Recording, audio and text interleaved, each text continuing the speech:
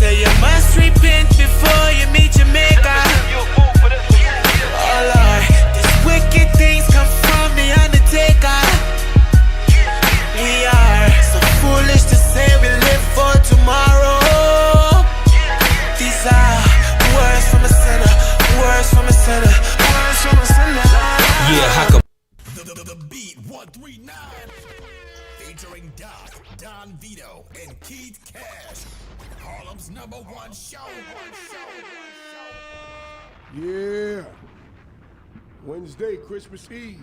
Christmas Eve, y'all know what it is. That's what it is, Christmas Eve. One more time, drop that bomb for him, Doc. Drop the bomb. Christmas Eve. Special. Keith Cash, this is a Christmas Eve special, bro. Yes, sir. How you feeling, man? I feel great, man. Here with the family. You know what I'm saying? We ending off the year right. We got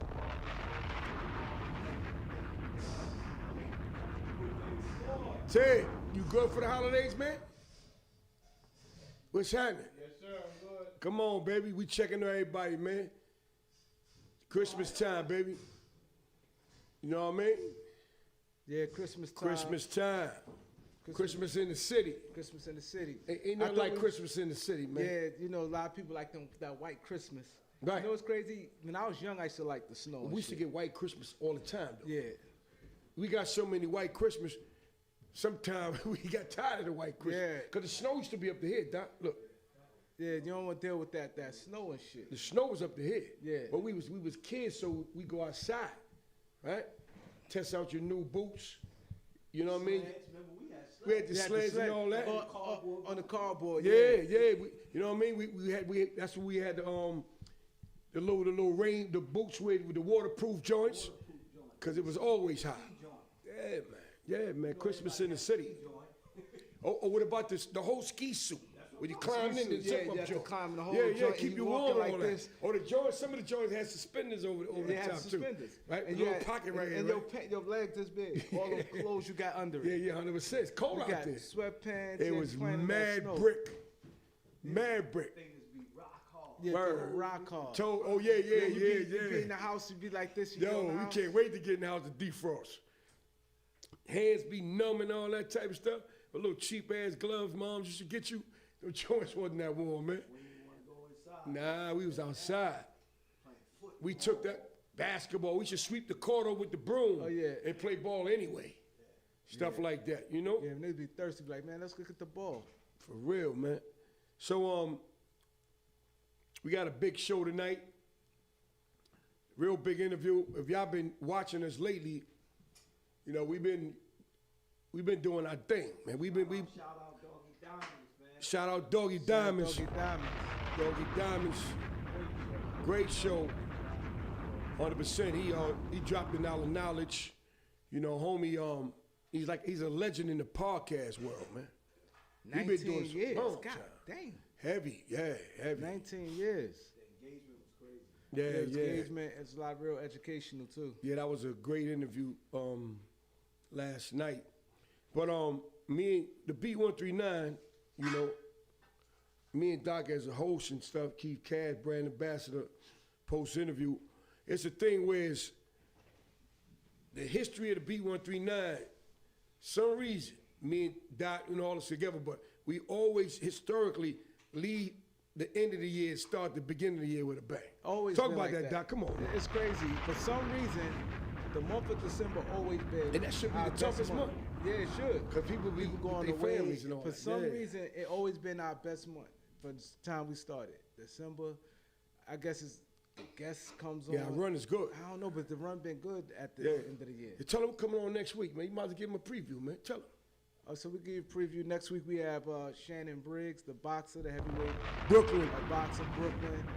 We have the original Ghost, the original Tommy, I'm sorry. The original Tommy. From Power. So he would be blessing the show also. What boxer? Shannon Briggs. Heavyweight champion, you know? Brownsville, like on Mike Tyson, all that type of stuff. You know? Yeah, we bringing them out, man. We bringing them out. You know, we want to start the new year off right. You know, so we digging in these interviews and we contacting people, you know what I'm saying, because we want to bring y'all great interviews, you know, and we want to get the people stories. You know, we all about getting stories, man. We ain't all about telling stories. We all about getting the people on here to tell their own stories and get their flowers while they're here, you know? You know, a lot of people are, you know, content creators, bloggers, YouTubers. It's a big thing going on right now, man. I mean, everywhere you go, from young to old, from north to south, east to west, somebody creating a show. Even people on the news, after they get off of work, they got their own podcast, man. Everybody doing podcasts. Everybody. Even if you on ESPN, the top. Stephen A. Yeah. Everybody got a podcast now, Everybody. man. I seen Shaq and Tom Brady on a podcast. I just saw the girl Evelyn Levada. She has one too. Yeah. She just started one. Everybody it's crazy. It is getting oversaturated. But you know what though? Everybody and their mother doing it. But there's so many streaming platforms to do it now, you know. But understand, the creators of the platforms are eating. They need content. Like right now, we on gotta Roku. turn the volume up. Too many people saying the volume is low. Yeah. Too many people saying it. Right now, we on And Roku. we want to give a shout out to before Vito give y'all our turn that upcoming up a little things. bit. We Mic want check, mic check. we Sorry about definitely- that, y'all. We definitely want to give everybody who been supporting us. You know, we want to give all you guys a shout out. You guys been dope supporting the show. How we sound right now? Not to cut Doc off. Somebody hit us on the chat and tell us how we sound right now. But go ahead, Doc, finish, man. Yeah, 'cause it's a live show, so you're gonna have these issues sometimes. Right. So That's why we came on a little early. yeah. You know, before our guests come on, so we can critique all this right now. You So know? y'all could just let us know if the sound is good right now. We definitely appreciate you guys. Y'all always be there for us and want us to do right. Eddie said the same. Okay, He said it's the the volume same, is Jay. same. All right, we're going to fix that right now. Yeah, so I'm talking, so I need you guys to definitely let us know. This is a live show, so We got to bring the volume up, they said. They said just a little bit, the volume up. Bring the volume up. Mic check 1 2. Mic check 1 2. Keep this clear. Mic check 1 2 1 2. You're gonna have to go up there. Go upstairs. About to come on. We testing the waters. So How we sound now, ladies and gentlemen? They say he get ready to call now, y'all. All right, Jay, we got the volume, we got the photo, everything good? All right, give him 1 minute. All right. How so let us know. Let us know when the volume is correct on the chat real quick. We need y'all right quick. We need all you guys' input. Whoever's watching, how we sound. We got a lot of people so far on board. Yeah. Can you get us on the screen? Nah, Jay, don't do that. Yeah, it sound good. Sound good. How we living? Mic check 1 2. Yeah. 1 2 3 4. So what you were saying? No, you was about to say the links about. Oh yeah. Roku. So the streaming platforms, like a lot of YouTubers and bloggers and content creators, it's a real major industry right now, you know. And They said the volume good now. Thanks, fellas. thanks, Jay. Don't touch the dial. So what we're saying is that, you know, I don't really think it's oversaturated. I just mean it's a thing where it's like it's the next big thing, like AI, like ChatGPT. You know what I'm saying? That's what it is, because everybody can eat, man. You know what I'm saying? And a lot. Okay, bring it on, man. Bring them on. We about to get Dame Dash on the show, live show. I know y'all was waiting. Dame Dash about to come on. And we're going to talk to the brother, Dame Dash Harlem.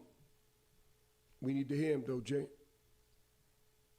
Yeah, so we're going to continue talking till you come up. Remind you guys, when you live, this thing is different from pre-recording. Yeah, they know that. So They know that. You know that. We go about to make this thing happen, man. You know? Definitely need you guys hit that like button.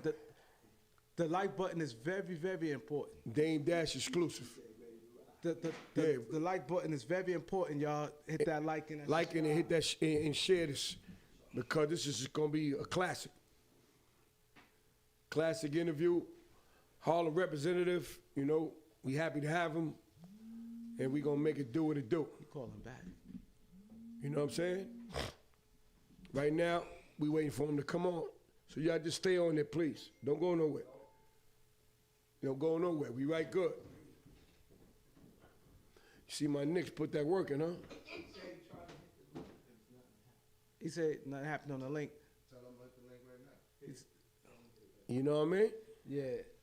Knicks. Yeah. See what I like what my coach do?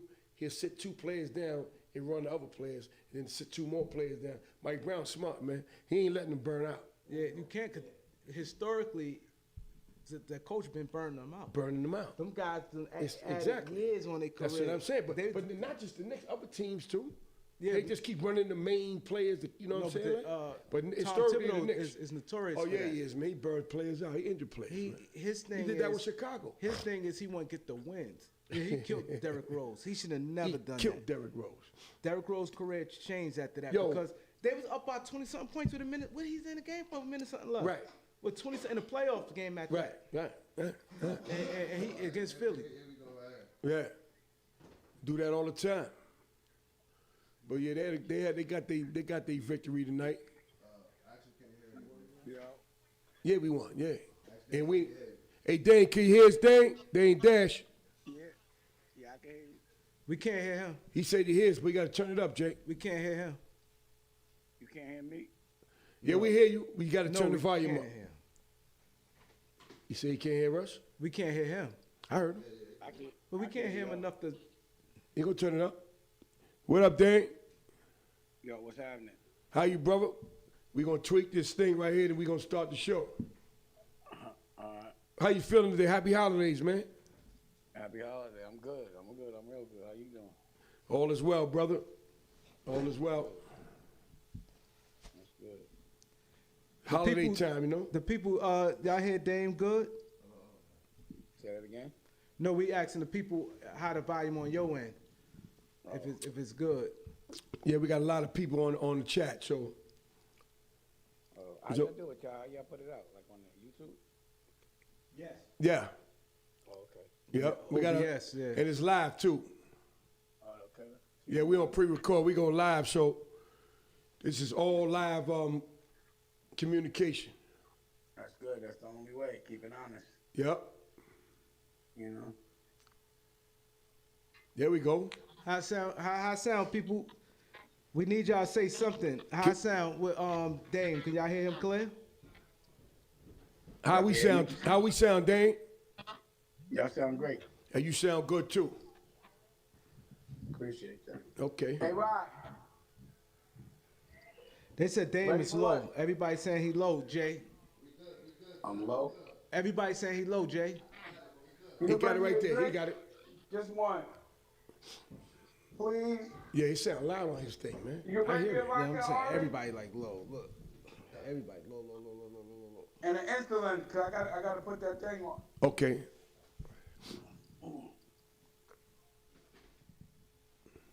All right, Dame, you good? Yeah. All right, we're going to start the show right quick. Y'all ready? Ready? The Beat 139. Featuring Doc, Don Vito, and Keith Cash. Harlem's #1 show. Yeah, what's up? How y'all doing today? B139, holiday special. What's up, Doc? What up? Was good? How you Man, feeling, shit, man? Everything good, you know. End of the year good, you know. Yeah, we got Dame on the line, man. We got the one and only Dame Dash on the line. What up, Dame? What's happening? How you feeling, brother? I'm good. Wait, hold on. Keith Cash is in? Yes, sir. Oh, what's going on? I feel like I know Keith Cash, like I grew up with him because, you know, Claude and Kurt, you know, they was my best out brothers. They still are. And they used to talk about him every day. He taught them how to stunt. So I felt like I grew up with Keith Cash. What's up, Keith? Hey, When Claude called me, he was like, "It's Keith Cash." So I said, "Keith Cash? Oh yeah, I gotta do that. I gotta do that." yo, we definitely So what's appreciate happening? you, man. We've been trying to get the real Harlem man on this show, man. It don't get no better, man. No, I could dig it. You know, me and Claude was talking today. He was like, "Man, Keith Cash put me on, burnt me out. Walked around with the one leg up, all the Harlem swag. You changed their whole life. They was burnt out after you. I don't know what happened. They started drinking. They started fronting, driving cars, taking niggas' girls. They was just, you know, he said you always introduced him like a boss. And, you know, that's just really what a real Harlem nigga does. You know what I mean? Hey, all I did was alley-oop them to you, man. You just finished it off, man. Treat everybody, man, true and fact, man, to who they are, man. Respectful. I hear that. Well, you know, like I said, you did like a strong 25 or something at like 17 or something Yeah, like 21. something like I did 21. Paul. 21. Yeah, that was crazy to us when we was young. We couldn't believe it. That was like forever. You know what I mean? For real. I thought I would never see or meet Keith Cash. You know what I mean? But, you know, time actually goes. But anyway, Hey, you know, I'm Dave. here to talk about whatever y'all want to talk about. Y'all real, you know, y'all from Harlem, and, you know, in Harlem, the job is to pass the plug. If your block is clicking, you know, and you got your friends, you got to let them put their work on the block. So I'm here. What are we doing? Hey, they check us out though, right? We definitely appreciate you coming on the show. Like, we appreciate a brother like you, right? That's from Harlem, right? And come on our show and show us love. Real talk though, Dan. And that's 100%. You know? Well, you know what people don't understand? You know when they say this thing like, you know, if you in the mob or whatever gang you in, you can't quit. You really can't. You don't have to be active, but the people that protect you and you love, you know, they stay with you no matter what. And I just love Harlem, no matter what, but like real Harlem. You know what I mean? So it might be to default, but Harlem saved me, made me, raised me, gave me all the swag, taught me how to dance, taught me how to be a man. I could never turn my back on Harlem or anyone that's really from Harlem, that's for Harlem. That's not what a Harlem nigga does. They never turn their back on another Harlem. It's like meeting another diabetic. Once I know you diabetic, I'm diabetic, we good. You know what I mean? We automatically got a brotherhood. Correct, definite, man. But you definitely was like the first one early in the entrepreneurship, starting your own thing. That was like incredible at your young age. Like you look back and you think about, damn, they was that young, and you think about the mindset we was on, like, you know, in the streets. And then it's like the start, like the music thing. What made you think like we could just do it ourselves? Everybody right now doing everything themselves now, like far as coming up with their own label, doing independent. What was your mindset back then? We talking early, because I remember when you was doing it, when y'all first started, when y'all came to the block. But what makes you do that? Like back then, say to go independent, because everybody back then was going to record labels downtown, giving their demos. Well, number one, you know, everyone was kind of trying it. So, you know, like AZ and them had it, and Kevin them was trying it. Everyone was trying to.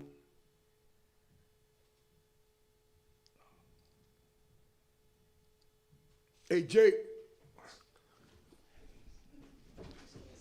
I know, I know. Hold on 1 second, Dan. You do this every week. Damn, it's not good. Y'all stay tuned for a second. We had a technical difficulty. We don't know what end is on. Yeah, we was talking to Dame, it just went out, man. Just stay here. Yeah. You don't need to go upstairs. The people gonna tell us what it is.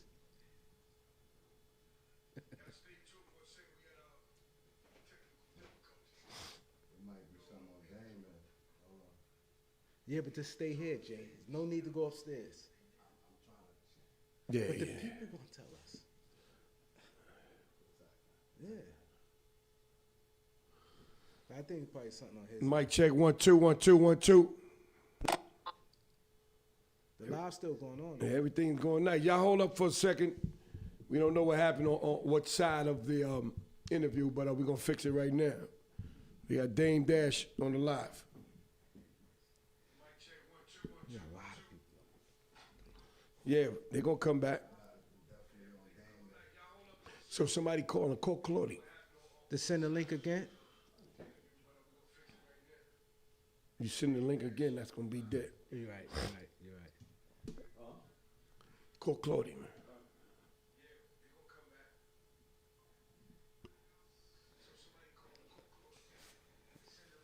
Yeah, so people, what's good?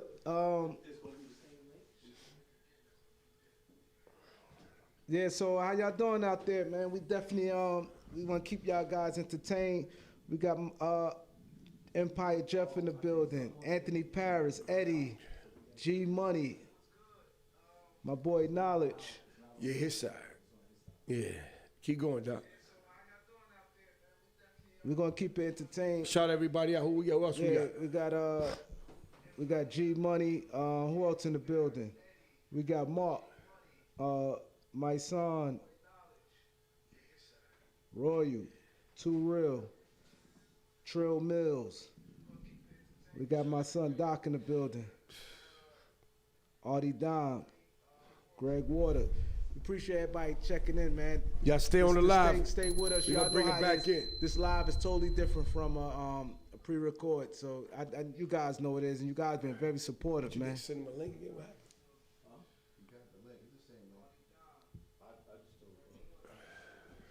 We definitely you see we heading to.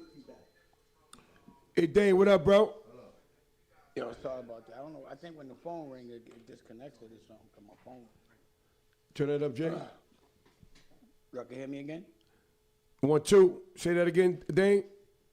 I think when my phone rings, it made it not work anymore. Oh, but I the didn't answer. phone. Yeah. What do you got to put on airplane mode? What do you got to do, Jay? No? It's funny. I wasn't getting no calls today. All of a sudden, I got. Yeah, that's call how out. that should be like that all the time. Well, we But got a either lot way, of if y'all people still- on the if y'all chat, still man. taping, if y'all still going, we could go. Yeah, we still going, brother. So the question you had asked is what made me think I could do it independent. And what I was saying is I had seen other people trying it. And, I actually got a record deal, like about 18 and 19, just because my step uncle and my cousin Darian, they had a plug. And I just didn't like that. It didn't make sense to me. And I don't know, like the difference I think with a Harlem nigga is like they just would prefer to do things on their own than be told what to do. Cause you could always flip, 8 grams and make it 16 rather than have to be getting hit with work from somebody. You could always figure it out. But Harlem pride, it just means more than anything, and it's different. Like, I remember we would love to see somebody famous try to walk on our block. So we would look forward to telling niggas, like, get the fuck out of here. We don't know you or ignore you. Mm-hmm. We never looked at anybody other, like, you see, the thing like in Harlem is, like, everybody has a dream of catching some kind of lick. And you're going to get there. It just takes time. And, you could get fucked up and pull on your jury. You don't even feel no shame. You got pride in being able to come back. But you always know that at some point you're going to catch your run. So everybody sort of treats each other equal no matter what they got. So, I pull up in the Pathfinder 4-door, but because I didn't have a ski rack, niggas that didn't have cars their whole life could actually argue with me and tease me. We were always looked at each other as equal. Like, I still argue with my friends from the Best Out. Like, it don't matter what you got. We're still, we're still men. That's right. And those are and a lot of what the music business does is it compromises your manhood. Like you'll let a nerd tell you what to do, and in the streets you would never let this person talk to you this way. And they're not strong enough to talk to you this way. And because they're empowered by another culture, it's like, that's not gonna make me listen to you. I'm from Harlem. So get the fuck out of here. Fuck out of here is the best option for me if I don't feel like it. And I always have to be prepared to walk away, because I always know I can start from scratch. If I can't get this block clicking, I know there is a block that I could get to click. But, as long as someone else could do it, I could do it. And I just never found any one of them people to be smarter than me as far as it meant. Like, if you didn't know how to dance, if you didn't go to the rooftop, if you didn't skate in the rink, how are you going to tell me what's hot in the street? You know what I'm saying? Like, I was there. So it was also hard for someone that, didn't really experience that, like, you know, that 89, 90s real when crack first came out and young niggas all had money. It wasn't there for none of that, but I was. So it's like, you're not going to capture my essence, bottle up my drugs, and get the lion's share of the money, you know, just because you might have, you know, put up some, but that's a loan. I got to give it back. And then what I noticed is the more money they loan you, the more they telling you what to do. So I didn't like that either. So I'm like, yeah, I'm not going to give you, I'm not a puppet. There's not enough money that you could give me to tell me what to do if I don't feel like doing it. And that's just how Harlem niggas should be to me. And that's how I am. That's what I saw. That's how I was raised. And that's all I know. And I'm not going to change. So, Daniel, let me ask you a question. What business decision you most proud of, and which one taught you the hardest lesson? I mean, they've all been, I've been young for a lot of my business decisions. And I think the strongest ones are walking away from a block that's clicking because I find that it's immoral. Because that's the test.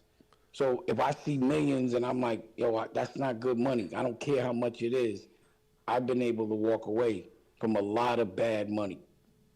You understand what I'm saying? Mm-hmm. I don't want to make anything. I want good money and only good money. I don't want no bad money because it comes with karmic repercussions. God will get you. The test is money. Money's man-made. It's the devil. It makes friends fight and brothers kill each other. It is the devil. And it was put on this earth for us to be divided and fight each other. It was put on this earth for us to be tested. And I'm not weaker. I'm way stronger than a paper dollar. Ain't nobody gonna ever make me compromise my morals, my integrity, my manhood for no money or no fame, especially if I can make my own. And that's how, again, that's all I saw. So that's all I know. Like my friends, the best out, you could call them, I would call they the best out, but they could also be called the best out because we teased each other all day long. Every idea I had, I got teased heavy. But 20 niggas that's funny. And I had to ignore them and say, I don't care what y'all saying, I'm doing it anyway. If I could withstand the scrutiny of the best out, the rest of the world is easy. You gotta remember, we invented pause, and all them games that people play today, they just caught it now. We've been doing this shit, and it was to keep each other correct. We weren't allowed to do anything but have the best. If there's a 600, you better not walk up in here with a 5. You understand what I'm saying? It's just how we were raised. It's just, you know, there was an excellence and a snottiness, and there was like, you know, a bar that was set that can't be compromised. And I'm glad I'm set to a certain standard. Can you imagine if someone gave me a bunch of money, somebody from another culture, how much they would be proud to show another culture they could tell me what to do? What kind of trophy Dame Dash would be? That would be like telling Farrakhan and Malcolm X what to do for this generation. And I won't do that to y'all. Y'all won't never see me fold for money. You won't never see me disrespect my brother for money. You'll see me defend myself, but I'm not disrespecting nobody that I care about for some other culture because they're giving me bread. That's not gonna happen. I wouldn't disappoint y'all in that way. I know y'all would rather see me fight than get corny. Correct. And I definitely want to talk about this because I'm definitely around the era. We definitely familiar with each other. My crew, NFL from 39th, y'all right there on 42nd, the best out. We played y'all a few times in basketball. I know all y'all, right? So many people been asking me this. They want to know, and I tried to get the best out here on a platform. We tried to work it out. Them stories definitely is big. Like I said, I know firsthand. Everybody been asking me, when is the Best Out documentary coming out? Or will it be one? 100%. And, you know, again, there are things that y'all know but don't really hear, but I'm coming out. You know, the reason why I never have to clear or buy any rights to any Harlem story is because we lived it. Mm-hmm. So right now, Steve Mack's telling this story, Jay Black, that's my paid in full. And that will be out on a big platform very soon, and it's done. So you will see it, you'll get the official announcements, and, you know, it'll be told from the perspective of people that were actually there, not people that heard about it, from the actual OGs themselves. And those stories will be documented. Not only will it be a documentary, there'll also be a television series. So first we got to get the collective of the framework of Harlem and who was doing what, and on what block, and who we gonna follow. And again, I don't have to. I was there. Claude was there. Kurt was there. Steve was there. We was all there. You know, a lot of us actually hustled with these dudes. They was hitting niggas with work and all that. Like, we were there. And it's not very many people that were there that can clearly tell this story in that way, or else it would have been told already. People think it's easy to make a movie. And, you know, for me, another culture funding a movie about my experience, and they start telling me what to do, it doesn't work out for me. You can't tell me how to make this thing, and I saw it. I'm not paying nobody for me to tell a story I saw myself. You understand what I'm saying? Correct. And that's why the story was told correctly, in the best way possible. But that's why it wasn't told again, because they couldn't be funded by them. They couldn't benefit from my trauma ever again, or any of my culture's trauma. Definitely not benefiting from Harlem's trauma. I'm not gonna make the main person that everyone knows in Harlem the person that we feel violated Harlem and violated the person that we love the most. That's not the story I'm telling.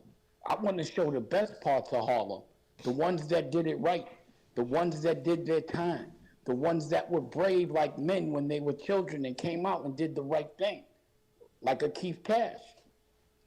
You understand what I'm saying? So these are the stories that need to be told, the thoroughbreds. But the thing is, the ones that usually do it right, they don't talk. The ones that do it wrong take pride in what the fuck they did. They could talk now. They told. So, you know, for me, it's like getting even the people that did it right to tell their stories. I got generations of ones that did it correctly. I'm still accountable. Like, I still got to hear it if I do something that doesn't seem right from, you know, a street perspective. I know I'm not in the street, but I still have a street code. I haven't done an illegal thing in 30, 40 years. Way well past the statute of limitation. But I still live by those ideals. That's right. I'm not going to just, like, grow out of that because it saved me. I must have did something right because I'm breathing. And I did, and I got to get through it without any real time. You know? Right. So you know, hustling ain't about selling drugs. It's about selling something. You understand what I'm saying? It just, drugs just happens to be illegal. I learned from that, but everything else I sell is illegal, but it's the same approach. I could always flip. I flip. You know what I'm saying? Fuck all that. I'd rather flip from nothing than have somebody give me a big loan, tell me what to do, and have me acting like a girl. I'm not doing that. Correct. So you don't have to answer this, right? But on this platform, a lot of times this topic been brought up because I'm 39th Street and Lee, Big L, that's family, right? So I was in jail at the time, right? But to my understanding, it always brought to me and my family, everybody told me that Lee wanted to holler at you to do the Big L story because he respect what you did in the Paid in Full. So I don't know if you're familiar. I ain't want to bring no names up, but it was like a little back and forth of why the conversation happened, and where I was told that somebody asked somebody for your number to get in touch with you. Like I said, I was in jail at the time, and to my understanding that he wanted to holler at you particularly about the movie. I spoke to Lee one time, and I know he wanted to do a movie, Big L movie, and he wanted you to do it. I don't know. I was jailed, so can you clarify that? That wasn't quite our conversation. That wasn't quite our conversation. What I heard was that he was looking for me, and the thing is, I didn't really know Big L's brother like that because he was in jail. So I didn't really remember having so much correspondence with him in that way. But when he came home, he was asking me for certain things, and I was kind of almost, you know, I was like, I don't really know you like that. And there's other people that I would have to do that for before y'all. But, you know, for me, I was going to put Big L and I, and it was just a regular man conversation, and we just, nothing ever happened. The next thing, you know, he wasn't here anymore. But, you know, I have nothing to do with that, and I wish that didn't happen. But you know, me and Big L had agreed I was going to put Big L out with Rockefeller just because I was clicking. But, you know, anything based on my experience and what I know of Big L, I would love to tell that story just because I had personal experiences, pause, with Big L. I knew him, you know, and we actually, you know, talked business and the children of the corn and, you know, all the things. Everything I said when it came to Homeboy with FREDO, all that shit was true. I don't know whether niggas like me or not. That's not like what niggas be worried about.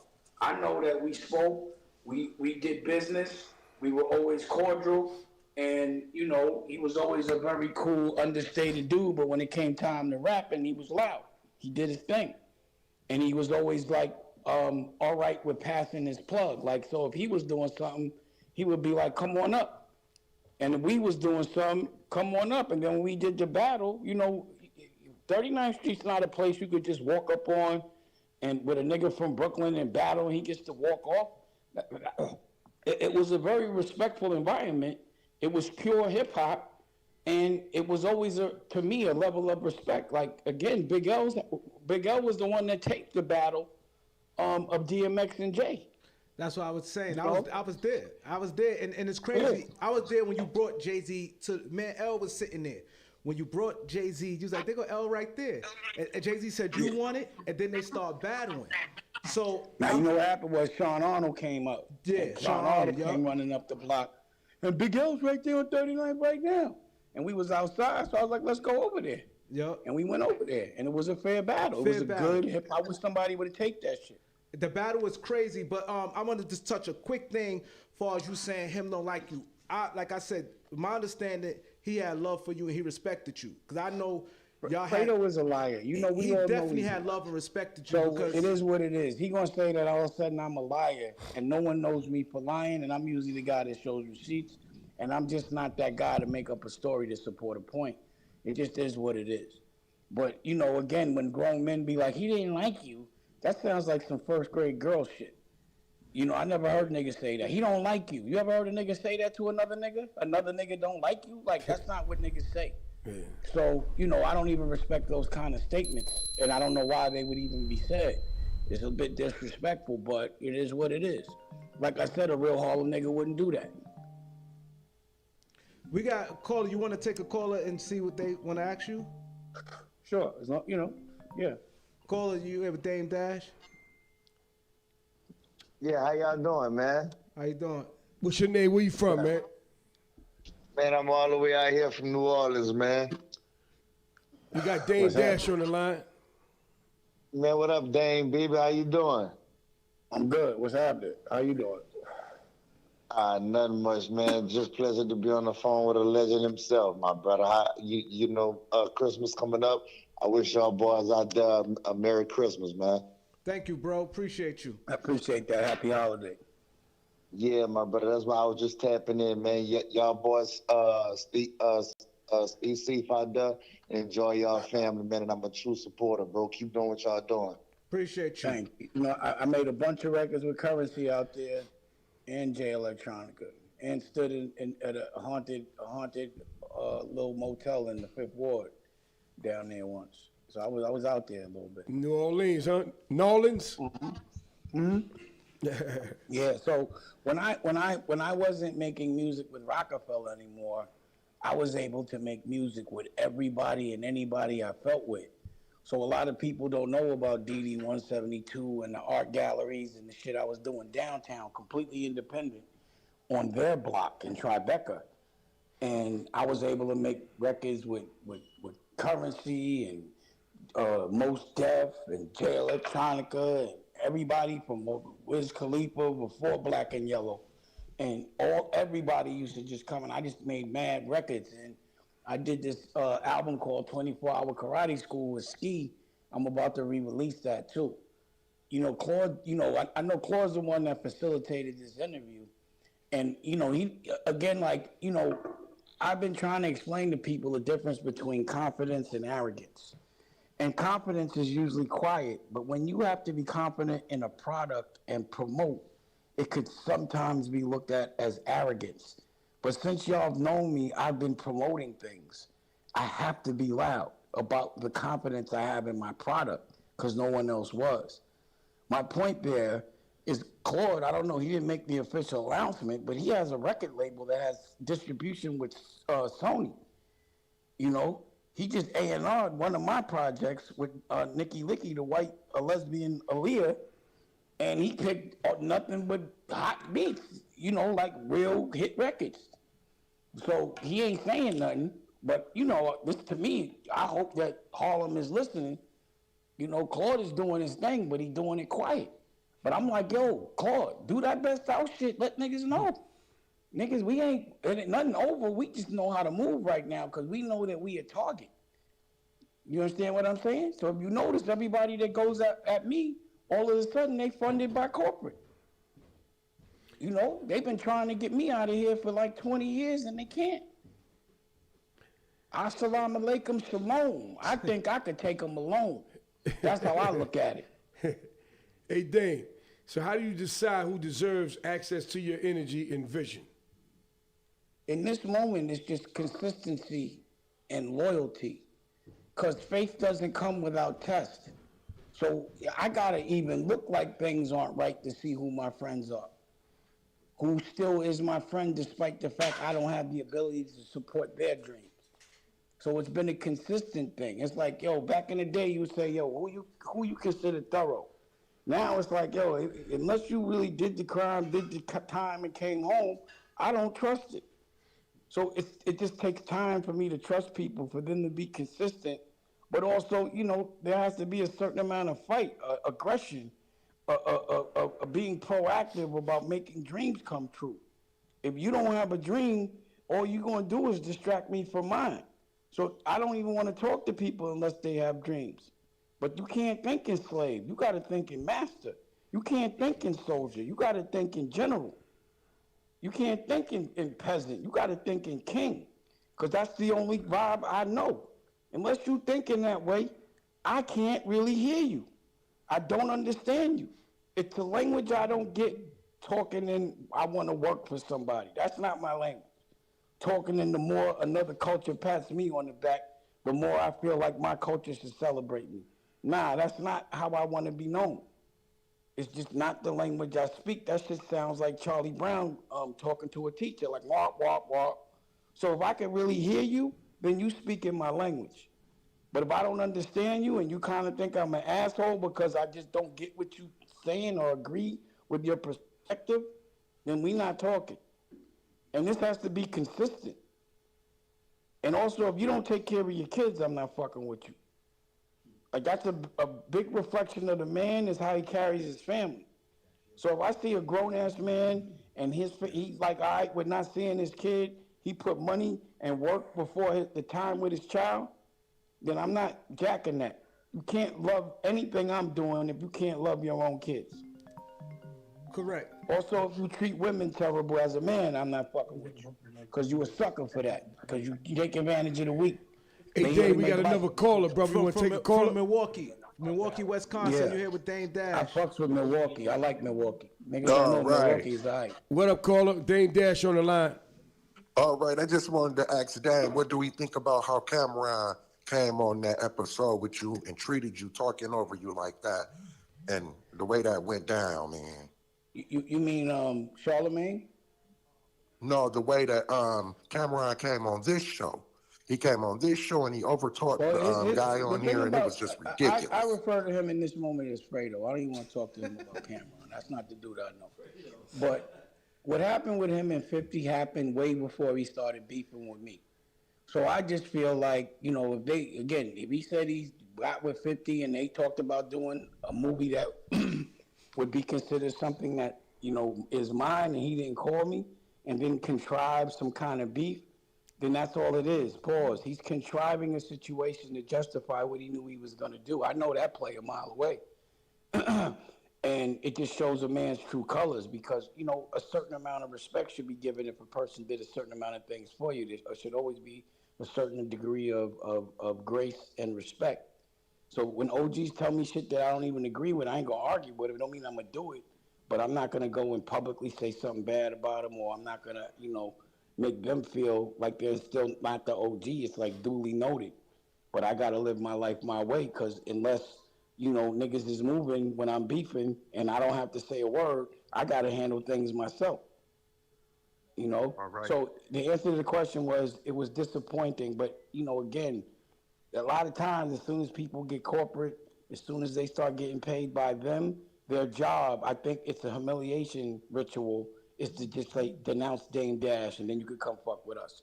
That's just what it seems like. All right, well, y'all have a good holiday, man. And once again, I want to shout out to the world that I'm on Dame Dash's side, and I didn't like how Camron came on the beat 139 and Respect. talked over the host like that. It was Yeah, ridiculous. it was nothing, my brother. We took care of that. Respect. We appreciate you, man. Happy holidays, brother. All right, bro. Appreciate you. Yeah, Dame. He was talking over y'all? Yeah, he was No, you know what was funny about that is I saw that, like a clip of that, and I was like, damn, I wonder why he wouldn't just call in to me. I can't get that nigga to call me at all. He won't have a conversation with me. But he calling y'all publicly and live. I was like, I wish I could get that fair one. Nah, see, but it wasn't a fair one, because what happened was I was letting him, I didn't want to do the back and forth yelling. So I asked him, I said, don't hang up the phone. I'm going to let you talk. So he's talking crazy. I was letting him talk, and then it was my turn to talk. He hung up the phone on me. So Well, to me, the right way to approach a real problem, if someone feels like there was a misconception or something was said wrong, is just to go have a conversation with them. Call them. It don't got to be public. Correct. It could just be a conversation, and that's how real men deal with things. That's right. And that's what I didn't like about the way this was going down. It was like, yo, this shit shouldn't even have went into a public situation. As men, we should be able to talk, but you publicly saying, I'm not taking a call. I'm not talking. I'm going to talk about. And that's not the right messaging for us. But it's the right messaging for them. You got to realize they love when we fight each other. They don't do it to us. They send someone else to deceive us that looks like us. It's never them. They can't come like that. Pause. They got to come through with someone else. And it's like I said, I just look at who's paying that person and who they're talking about. The first thing they offered me, Lior, when we first signed that deal with Def Jam, he tried to tell me about someone that he had a problem with in my culture, and if I'm going to ride out with him to get at him. And I'm like, why the fuck would I do that? You riding out with me with people I got problems with? But my point there is the first thing they tell you is whoever we got a problem with, you got a problem with. And we don't care if that's your brother. He got to get out of here, or you have to denounce him. And that's what it seems like that happens. I don't never see nobody talking about me unless they got a check from them. I never see nobody saying shit bad unless they're empowered by the other culture. And, it could be a coincidence. I could have a false sense of self, and that could be arrogance. But it just seems like the algorithm is, get it, Dame, as soon as you get with us. And that's exactly what's happened. And they've tried a lot of different people, and it's just not working out for them. I'm still here. Hey, Dame, can I ask you a question? Own, no loans, no puppet strings, and no one telling me what to do, and laughing every day. I don't know why people think I'm angry. I'm a Harlem nigga. We laugh more than we fucking get mad. Right. We like to snap and all that shit. It's just that if y'all gonna see me fight, it's not gonna look so funny. Hey, Dave, let me jump in for a second, because a lot of people don't know this, right? Including me, because I was aware as well. I did a little time too. Can you take us back to the moment Rockefeller was born? Well, like it was always it was like Dame's crew, like the people I was in the music business with, and then once I started to have a collective, like the Original Flavor and Jay-Z and all these other groups, I wanted to get a name for the group or the crew, like how like Eric Sherman had a name. And I remember talking to his manager, Bernard, I forgot his last name. But either way, he was like, you got to get a name for your crew. And we just had like a meeting about what's the name going to be. And Tone Hooker came up with the best name, which was Rockefeller, because of the double meaning. Like, Rockefeller represented money, but it also represented you could get yourself hurt. So, we, and not that we're like tough guys or anything, but, we survived the street. And, that became the name. Like, the minute we decided to be independent, I just remember just getting sick of trying to shop deals and all these nerds telling me Jay was whack. And I was just sick of arguing with my crew about this shit. And I just said, fuck it, man. I gotta do this shit on my own. And that's just, it was like, I don't know.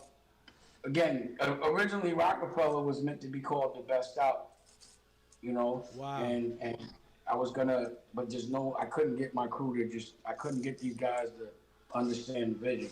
Some of them did. So Biggs did, and Bob Alab did, and they called me the next day and wanted to be a part of it. And then ultimately Biggs became an official part of it. But it all kind of happened where people believed in it after that battle. Yeah. After that battle. So I don't know, like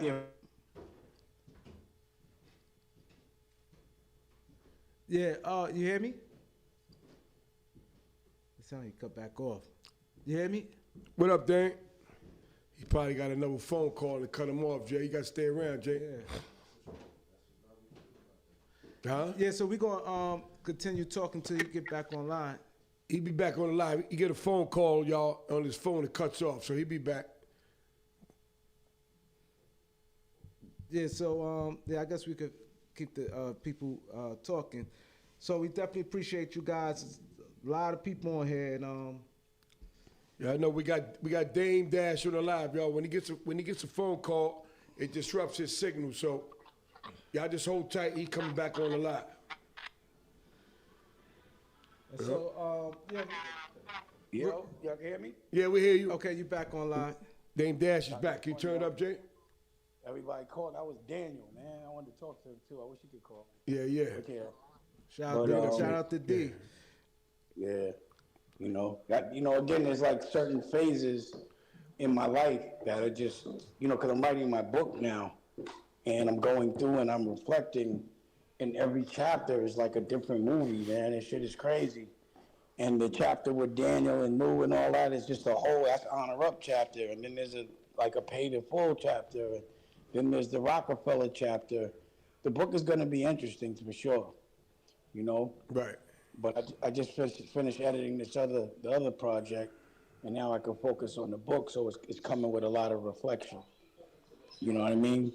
But I'm 54 years old, and I was lucky enough to be able to retire from the music business at 35. That's like 20 years ago. I've been living in happily ever after for 20 years. And I just don't think people understand that shit, man. Right. Like you said, I got a lot of shit done young. And I was able to leave when I wanted to on my terms. And I appreciate that more than anything. And then I look at where I'm at today, having a family, being able to not have to come outside. Because trust me, anybody that's been in the business for 20 years that's outside every day, it's because they got to be. Because, I'm telling you, $20 million when you have bills, that shit don't last very long. It's nothing that you could retire on. Mm-hmm. Niggas still living day to day. There ain't nobody looking at no money. And when they get it, they spend it. I'm not a believer in holding no money. I don't hold it down. I'm a Harlem nigga. You say, Dane, you can't die with it, right? I'm not holding no money. That's for suckers to me. I understand the security in it, but I got to keep flipping. Correct. Like, it's like, to me, in my world and the way I feel, I got like eighth money. I don't got money to just retire. I got money I got money to keep flipping to get to what I consider a brick. A brick to me is $1 million. You know what I'm saying? And I can't stop spending money till I get to that billion. There you go. But it's going to require every dollar. See, the difference with me and everyone else, which people don't understand, if a nigga get a check for $5 million, they could put that in the bank, spend it. Guaranteed, I get $5 million, 4 is going in the street to all the bills, all the businesses, and $1 million is going to pay my bills for maybe 6 months. It's gone. I can't just put that up. You know where the money goes? Into my freedom. Because freedom is priceless. Ask somebody that's in jail. You'll pay. Y'all been in jail. You would pay anything to get out of jail. You're 100% correct. Yeah. and it's priceless. Priceless, my brother. We got a call on the line. From Dave, you want to Texas. take another from Texas? Hey, how you fellas doing? It's good, bro. What's happening? Texas, what's up, Hey, Texas? man, I appreciate the show, man. You guys are original and genuine. Listen, I don't have nothing to really say bad or anything. What I want to do is see how can I network and do business with Dame. You know, I'm a fan of his, but I'm a businessman, and he's got a lot of great ideas, man. A lot of people trashing, shitting on him, and I want to do business with him. And I want to know how can I email him, or if I can give him a number, or if you guys can pass it along, because I'm gonna do some good business with the brother. Yeah, like for me, I would say maybe, leave your number, give it to Claude. We can vet it out. I can understand or pause what your superpower is and how we could work, or what you could bring to the table or what I could bring to the table. But usually it should be mutual, and Absolutely. we can figure it out. You know what I mean? I mean, again, I have verticals. Pause, which means different businesses. So I have a television network, a new network, which I'm relaunching because it's going to be international. There's an American news channel. I think something you said is very important. How they're getting a check from the other side and all those particular things. And what it is that if you wasn't the source, then why is your name constantly keep coming up? When something is dead and it's buried, they don't bring it up from the dead. They just let it lay where it's at. So obviously the industry, you still ring a buzz in it. And so that means you can still turn some things around, in spite of all Here's the issue. differences that's I'm going the on. coolest nigga in the industry. That's the issue. And everybody needs to copy from me, but they also need to take the credit for my brilliance. I know who I am. I know what I do. I know what I'm good at. I know what I've done. And I appreciate you saying that. And yes, that is the reason. Because every idea that they're doing now, I was doing a streaming service 10 years ago on my own. And you could ask anybody. I had a streaming service before Netflix. I just refused to raise money. I had a television that was Creative Control was going to be distributed by Comcast, but they wanted me to show them $100 million, and I would have to get a loan from a bank, which would not be black owned. So I was like, I'm not doing that. I'd rather flip. I just choose to do things on my own. I don't want them to pay me to take and exploit my culture. And people may not understand that, but you got to think about something. In the Bible, Jesus, God's son, Yahshua, because that's his real name, sat at a table with people he was really helping, and the closest person to him betrayed him. If niggas is going to betray God, they're going to definitely betray you.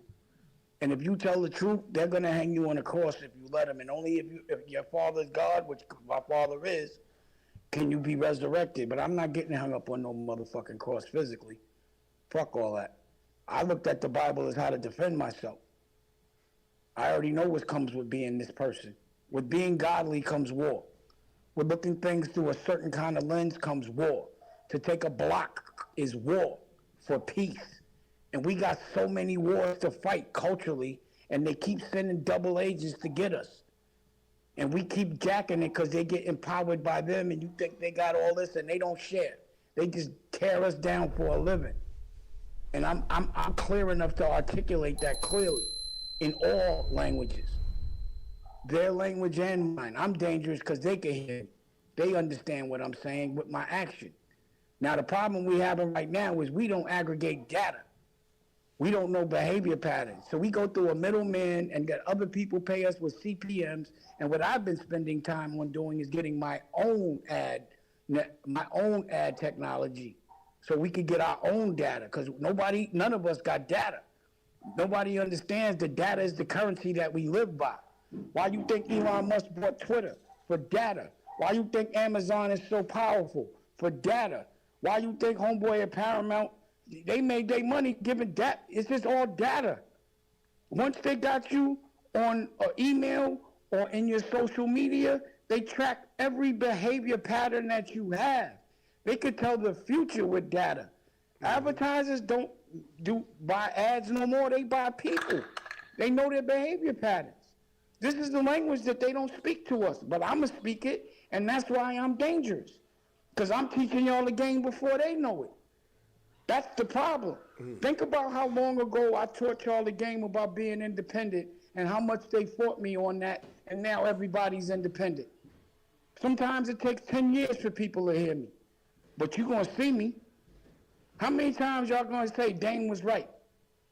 Oh shit, that nigga was right. When I got in the music business, niggas said I was wrong. Now everybody in the music business. I got in the fashion business, niggas said I was wrong. I get in the television business, niggas say it's all the same. Every time you start a new business, it's humbling because you're starting from scratch. I'm just not scared to start from scratch. I want that smoke. We got a lot of wars, and I'm a general, and I like to fight, but not physically. I like to fight with my paws, brain. I like my actions to speak louder than my words. So you're right. I'm not funded by them, but they talk about me just as much as I am. I'm proud that they still talk about me. Keep tearing me down. That's the best promotion you could have to make me the underdog. Keep it up. Because, you think you watching me lose, you really gonna watch me win. I got 100% confidence in that. Correct. And so, that's the way, if you from Harlem, you shouldn't think nothing but that about yourself. Yes, sir. correct. Someone wanted me to ask you this: your passion and what's the difference between the music and your movies? Like, which one you more gravitate towards? They're one and the same because you'll see this next, in my Paid in Full, you'll see that I made and directed it, but I also made all the music. I like to design all the clothes. I like to do every vertical because I'm very creative. That's my outlet and how I really communicate. The reason why I've always been on the side of a creative is because I am really creative. My business acumen is creative. But I really do direct and edit and make the music for these movies and these TV shows. I really do design the clothes. I don't get somebody to design them, I do it. I really did. I personally made the music with a rock band and mic'd all the instruments up and got the best guitar players and everything. I did everything myself. I don't just put my name on something. I really have passion for what I do. That's why I'm confident. Because I do it. Like, you see the clothes I wear, the suits and the CE, I don't even usually wear other people's clothes unless I know them. But I make everything myself. I'm snotty like that. The furniture I'm sitting on right now, we design. I promise you. Hey, Dane. Then you got a caller. Where you from, caller? Harlem.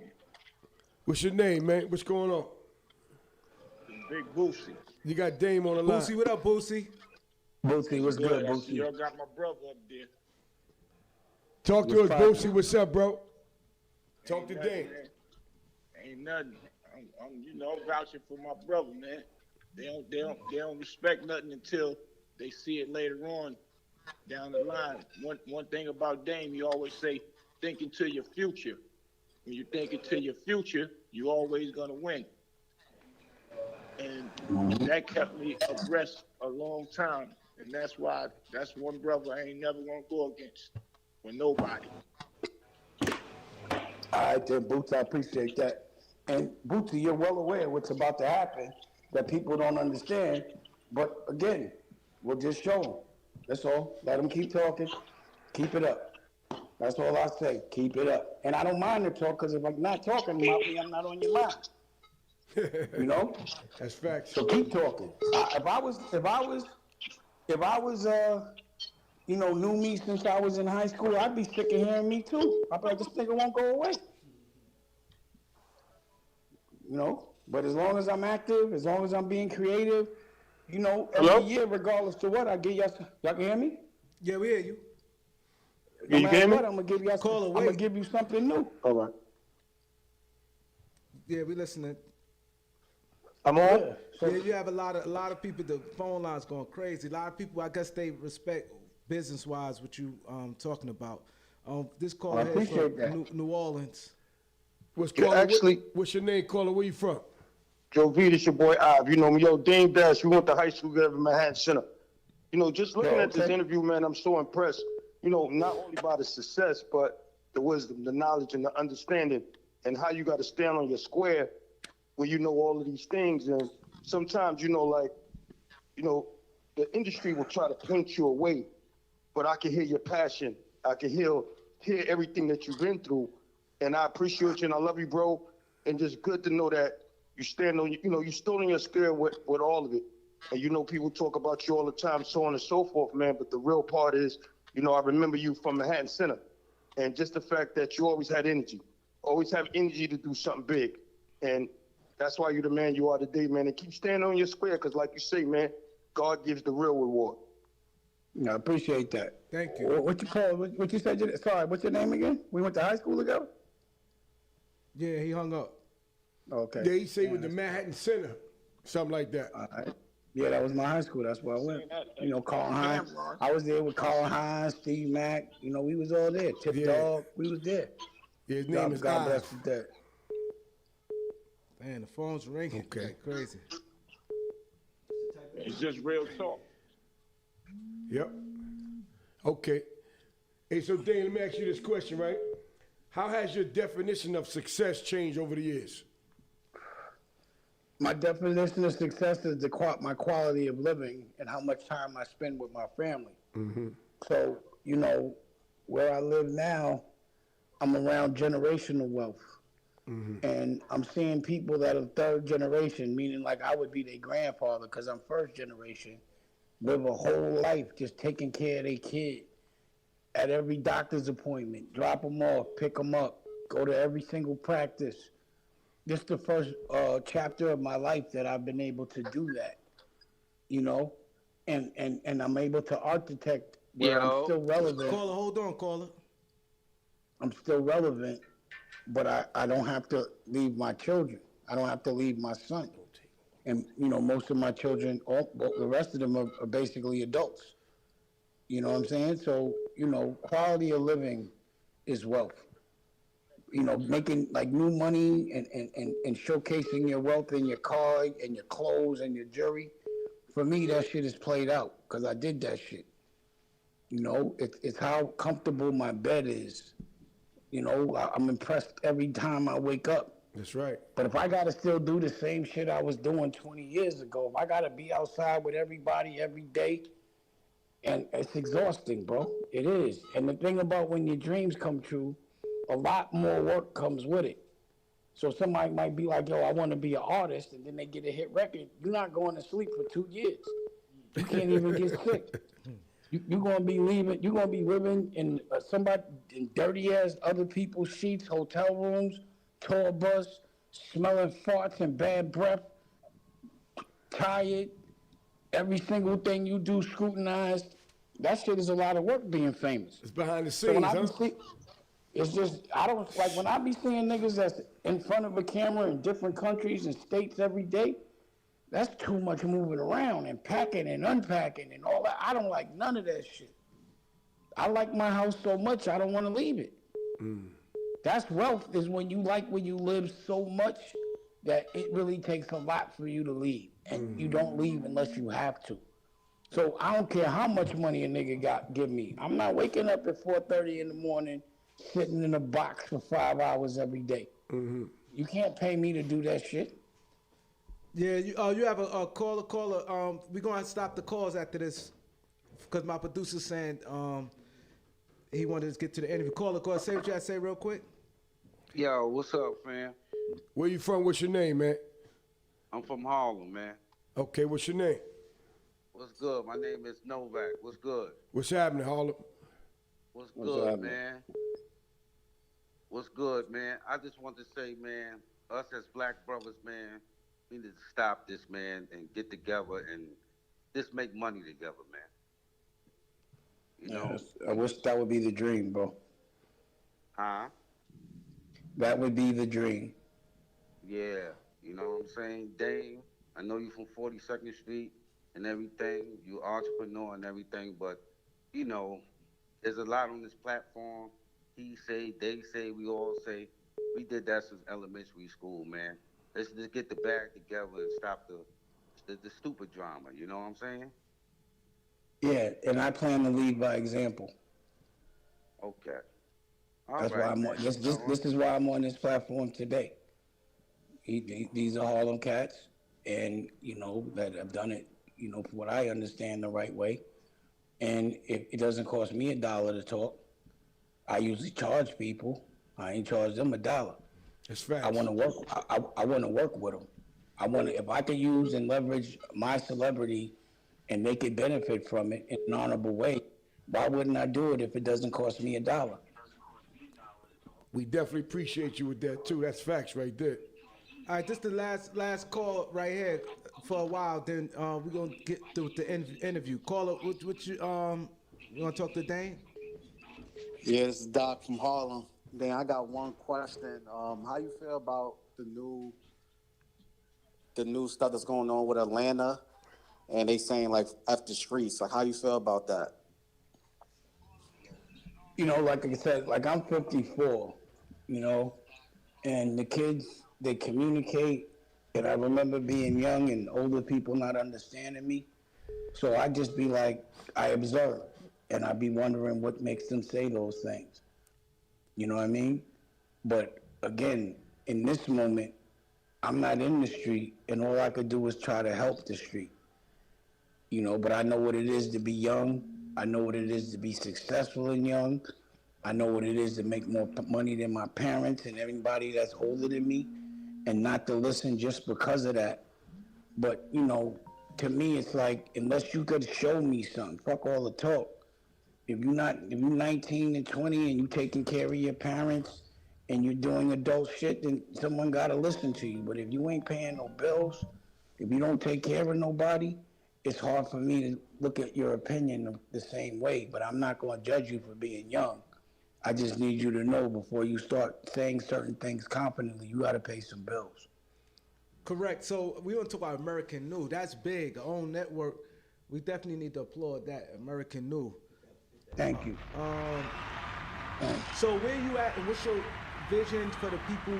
I know you want to like bring different people content on there. To my understanding, that's but can you give the people clear vision of American New?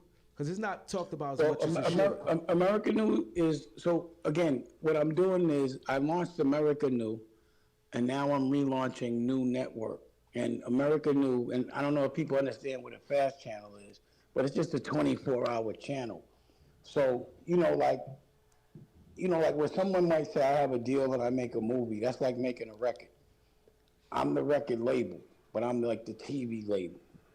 So not everybody could just come out, but if you have content that's at a certain level of, of filmmaking, then I would put it on. And what I do is, because I'm doing the ad tech, I'm not gonna split after what YouTube gives you. I'm gonna, because again, it's a CPM.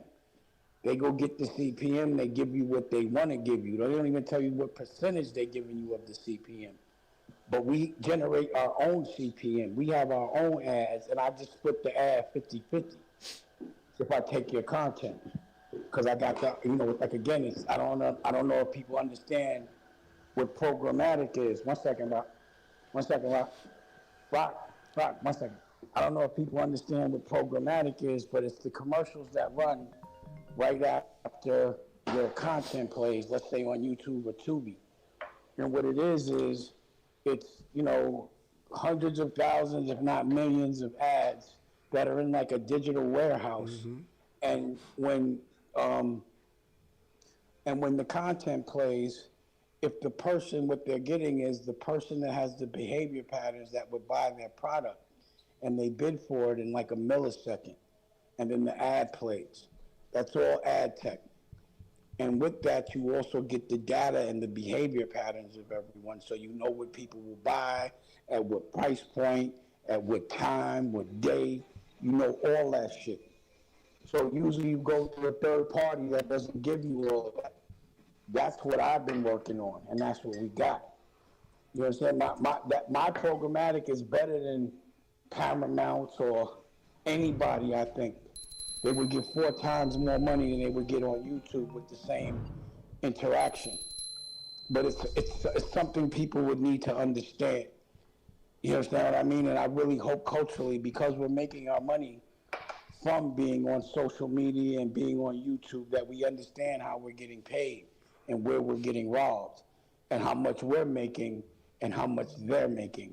Because there's no transparency there, because it's so new that there's no laws.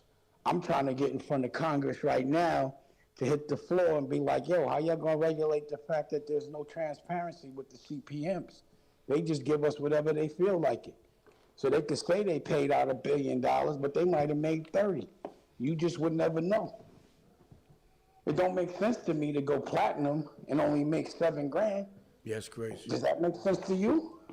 A lot of artists got treated like that. It just don't add up. So these are the things that make me go independent. When I don't get the lion's share of the money, but I'm doing the majority of the work. And I know they laughing at us, man. And I know that the biggest thing in the algorithm is us culturally beefing with each other, and they just rack up money off it. That's all that happens.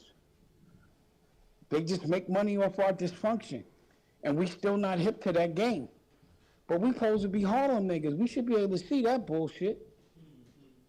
Crazy. You right about that, Dame. Hey, Dame, let me ask you a question. So what should black entrepreneurs prioritize right now? And how did you navigate loyalty, money, and power? I think, what was the first part of the question? So, I said, what assets should black entrepreneurs prioritize right now? Oh, prioritize. Yeah, prioritize, excuse me. I think, for me, like Bootsy said, it's very important to visualize, to see exactly who you want to be. And when you're dreaming, it's important to dream big. Pause. So, you know, you have to know what you want, and you have to let the galaxy work for you. Because if you can't see it, internally, it doesn't get projected externally. Whatever you see, you could make happen, but you could see it. So if you ask me my vision, I'm very clear about my aspirations and what the war is and what the battles are, but I know when I won. Like, you gotta know when you won so you can celebrate. But I'm not just gonna wait for people to give me shit. I got to go take it. I write the script for my movie. I'm not an actor, I'm a director, producer, executive producer, and the editor. In my world, I gotta be God. And that's how everyone else has to project as an entrepreneur. First of all, you have to figure out what you would do for free all day long, because you love it so much. And then that's what you get paid for. It's just get paid for doing something that's not considered work. To me, that's a violation to do things you don't like for money. I should only get paid to have fun. Right. And that's what I do. I figure out what I love. I love fashion, I make clothes. I love movies, I make movies. I love music, I make music. Whatever I love, I do it so good that people should be buying it. See, the problem with my business, and it's not a problem, it's just the business, is it's based on public opinion. I'm only here and exist not because of corporate, it's because of the people that support me. The people have kept me alive. I'm not dependent on a deal. I'm dependent on people liking what I'm doing. It's different. I got to eat the food I kill. Getting paid, no matter if somebody gets paid or not, that's not how I get paid. I only get paid when money is made. I lose. I burn while I learn. And I'd rather that, because that comes with freedom. I don't want to be scared to make a mistake. And I don't give a fuck about money, because I could always make. You see how shit's starting to rhyme? Yeah, definitely. And your artist Nikki, where's that with her? She a good artist, man. She definitely we heard some songs. Mm-hmm. She's coming on the show. Thank you. I mean, she probably listening. You know, she's I call her dark white, because she does things that most white girls can't do, and she has an appetite for women that's bigger than mine, which I love. And she can play instruments, she can sing, she can rap, she's fearless. If I need it, like if we get into a situation, she will pass the hammer, pause, because she has. All legal, you know, but she just, and also been there for every personal trial and tribulation that I've been through for the last 7, 8 years. From losing a baby, making a baby, raising all of it. And she's helped me build my dreams, and she has her own. And she has the talent to back it up. But, you know, she's another one. She's super cool. She just doesn't really like to fuck with nobody. She's my best friend. Like, I think every dude needs to have a lesbian wife. or like a lesbian best friend. You know what I mean? Because they can be your friend, but they have the same desires that you have. They understand you a little bit, but you know, they girls. They're not a threat to your girl. And, you know, they'll go snatch it. Like, she does so much taking niggas' girls. The shit, I love just watching her work. You know what I'm saying? It's just entertaining. I'm 54. I'll go in there and niggas be thinking, I'll be like, she will take your girl. I've seen her do it. But then she drives niggas crazy, which is crazy because they don't know she's a lesbian. She's mad pretty. Not to say lesbians aren't, but she's attractive for, you know, to a man. So they don't understand why she ignores them so much. I be trying to tell niggas like, your sister got a better chance. Don't let it break your heart. You know what I'm saying? But yeah, she's ice cold, but she's good at everything. And you know, she's on the front line with me, and she's been instrumental in the last projects that I've been doing. She's been with me day to day. I'm upset now, but you know, she had to go see her family. You know what I mean? But it's like, who the fuck am I hang out with when Rocky goes to bed? Yeah, a lot of people always ask me, they wanted me to ask you this. They said, how you have time for all this? Like music, movies, it's like you always doing something. So that's gonna be, they really want to know that they respect your work ethic, but they're like, where did you have time? It's a team, or you seem hands-on with everything? It's you know, it's hard to explain. It's because I love all these things, I just do them, and it don't feel like work. So like right now, niggas is taking breaks for like the holiday, and I'm sick. I'm like, I don't want to take a break from my life. My whole life feels like a vacation. Like, you know, I'm manufacturing clothes in Vietnam. So when, you know, at the nighttime, I'm talking to Vietnam.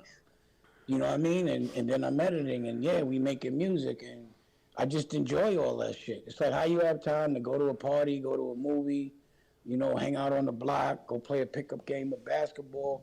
Instead of doing those things that don't yield for me, I just turn those things that I love to do in a day into a business. And also I smoke weed all day.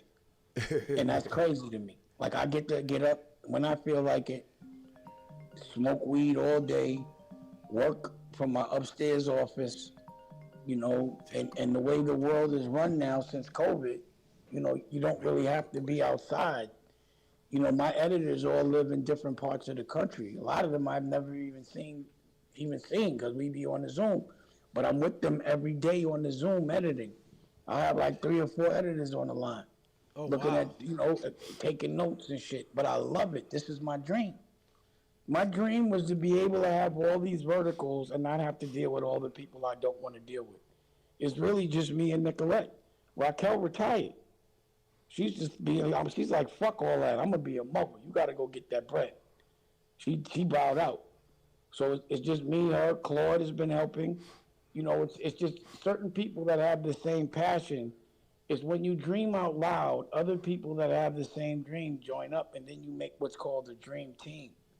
So collectively, organically, what's happening is a dream team is coming together, and a lot is getting done.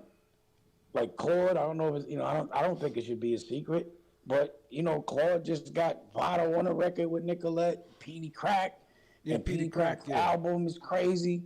Like a lot of cool shit is going on that we just not talking about because we too busy working. That's what's up. You don't have time to front when you're working, bro. You don't. You don't. It's 24 hours in a day, and you only need 8 to sleep. That's 16 to make and party and have fun every day, all day, by making every dream in my brain come true on my terms, with my girl right next to me and my son. And I don't have to miss nothing. You know what I mean? Like, it's a life I'm living that I didn't know existed. Like, you know, it's just wake up, I only go to Publix to go shopping, and my man owns that shit. And then I go to the country club for my son's tennis lessons, another day for his golf lessons, and then I go to the school and coach with his soccer team. I've never been able to live this life, but it exists. And a lot of us don't understand what it feels like to live in front of a lake or in front of some water, other than a dirty stink river. Hey, Dame, I got a question for you. Yeah, call Go ahead. You want to take this caller right quick? We got a quick caller, then I got a question for you. Caller, make it quick, please. Where you from? It's Dame Dash on the line. Yo, this is Artie. What up, Artie? Where you from, Artie? Well, I'm originally from Harlem, B. All right, so you got a question for Dame Dash? Yeah, I got a question for that brother, man. Yo, what's up, Dame? What's happening? Yo, can I ask you a few questions, my brother? Mm-hmm. That's what I'm here for. All right. First question, man. Are you 100% sure you got Rockefeller Records, that name from your mans or one of them? Or was it from me, man, when you heard me rhyming in front of you, B? You think you talking about like 30 years ago? I heard you say Rockefeller in a rhyme, and I may have taken it. If you got a line, you got to. If that did happen, I don't remember it that way. But I don't think that's not in my nature. I like to give credit where it's due. But that wouldn't cost. I wouldn't have to pay you just because you said something and I decided to say the name, unless you have a copyright on it. But either way, that didn't. I don't remember that. Though. Hold on. I just asked you a question. I'm not asking for no money. No, but I'm since not you gonna brought do up some that money, one. B, right? Yo, Say that again? Dame, we did that call. We can't do that on the show, man. This is not what the show is Well, about. I would expect there'll be one or two of those. You gotta feel those things. Yeah, but then know, you get to see the perspective. But understand this. Yeah, but It's good to see. It's up to Dame. If you want to talk to, No, I don't want to talk to him. I'm just saying that you have to understand that these are the perspectives that I have to deal with. Right. So there'll be someone that might have said a rhyme to me 30 years ago and may have said Rockefeller. I don't know. But if he was that good that I remembered his rhymes, I can't see why I wouldn't have put him on. But either way, like I said, like I'm not saying I made up the name. You know what I mean? But Tone Hooker did. But if he would have made up the name, I'd say so. But this is a lot of the dumb shit that I have to deal with, those perspectives. But I don't have to deal with. I could choose to listen or choose not to. But that's why I don't make myself so accessible, because I'm subject to people and whatever trauma they have that they don't recognize that makes them project in that way. Pause. You know what I'm saying? Yep. Hey, it's all part of the game. It's all part of the game. Hey, what's some of the what's something the media never gets right about you?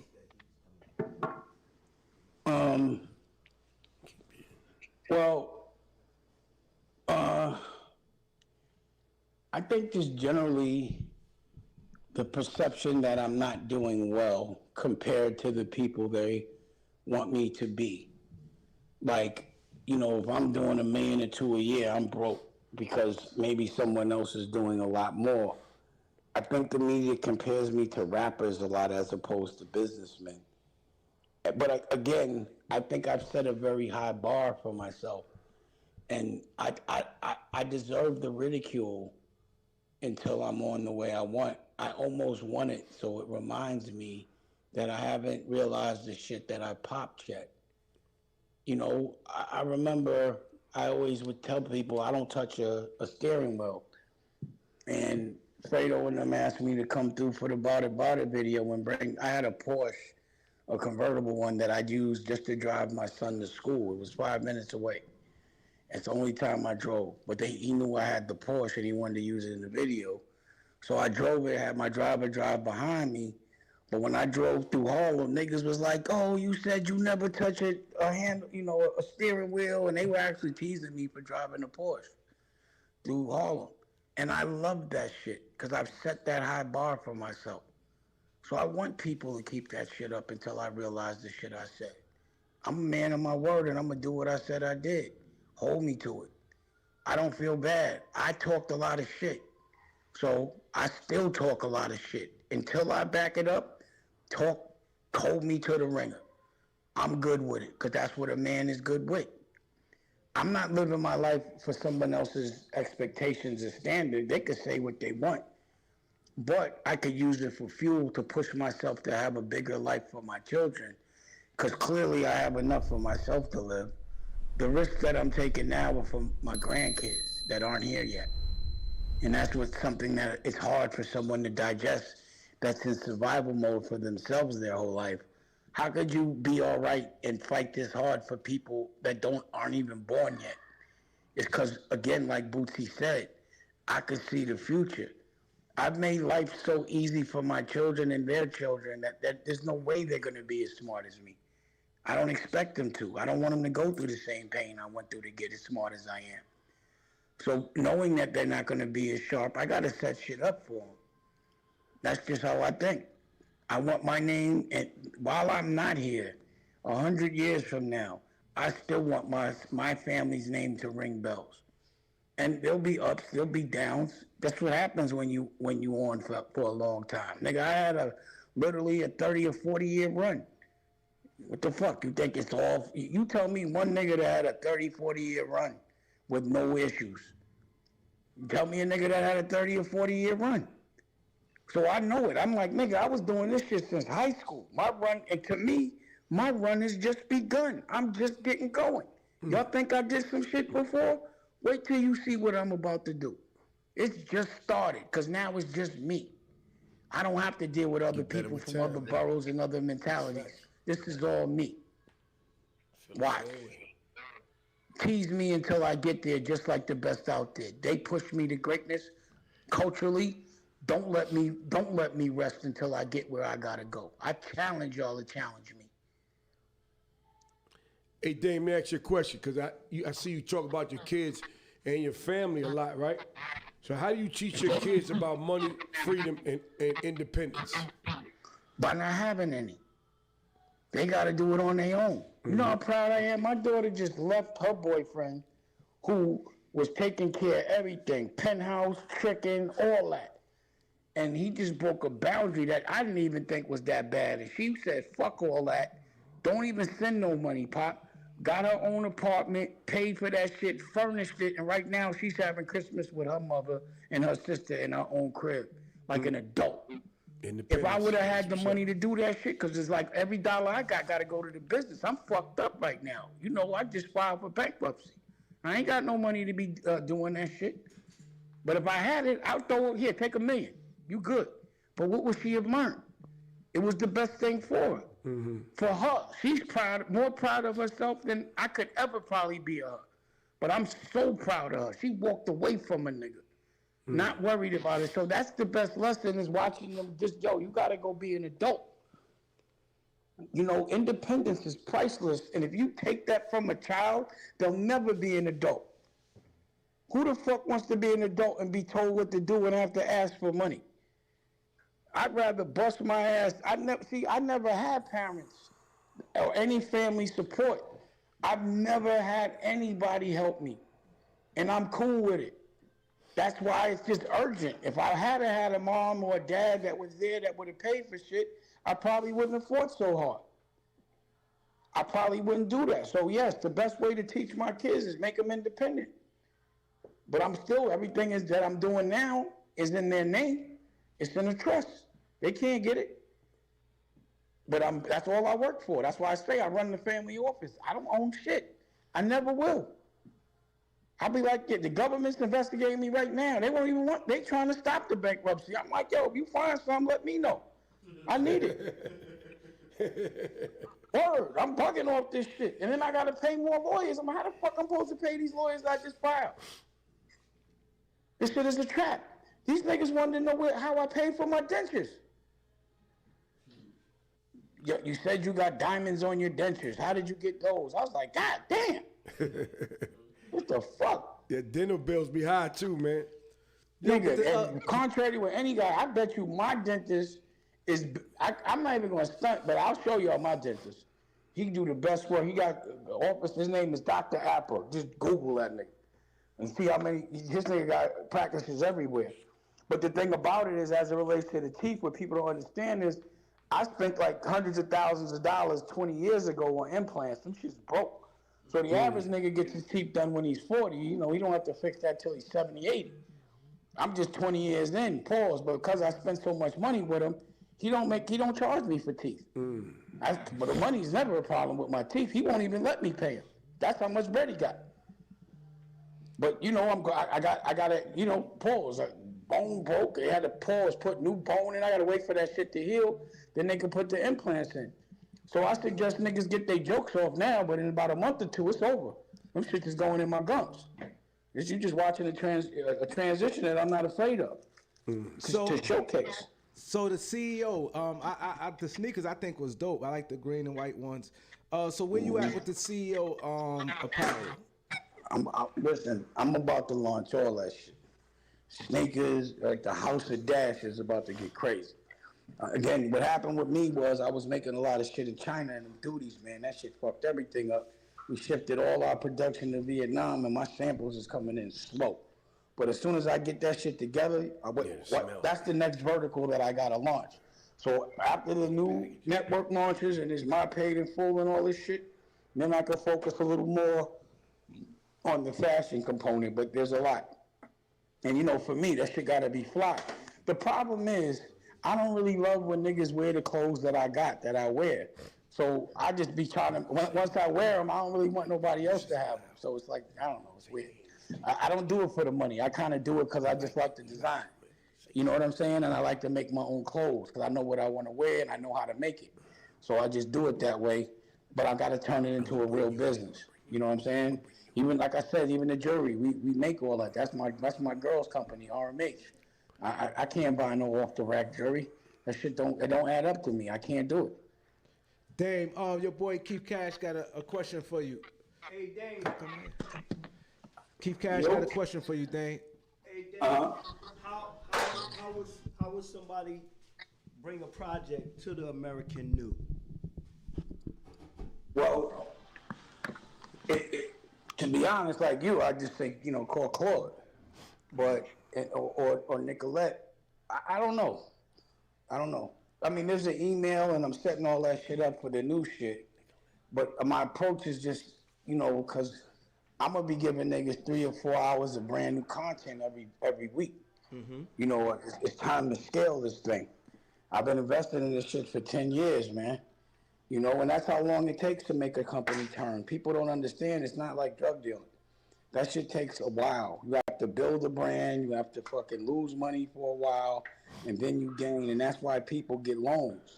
So they look good spending, but like by the time 5 years happen, if the company doesn't scale or start to, you know, at least be, you know, not to say profitable, but at least, you know, can maintain, then they take the company from you, and you got to sell it at a cheaper price. And that's what I didn't want to have to do, is build the company, learn it, and then have to sell the shit. Because that's what happened with Rachel Roy. That's what happened with Rockefeller. So I was just like, I'm going to take my time and let these things realize themselves without paying so many people. And after 10 years, I feel like then I can start to scale. But you have to be able to sustain a certain amount of loss. You know what I'm saying? Any money that comes fast, it goes fast. But the longer it takes to make the money, and then when it finally comes, pause, it stays. I promise you that. But that's why we think that you'll be the perfect catalyst for it, because you did put in the work. You know what I'm saying? Right. Like you're ready. I mean, you're tried, true. I mean, you tested, bro. So that's why we coming to you, man, here to Beat 139, and we would love to sit there and do something with Dame. And I already told Claude whatever y'all want to do. That's why I'm on the talk.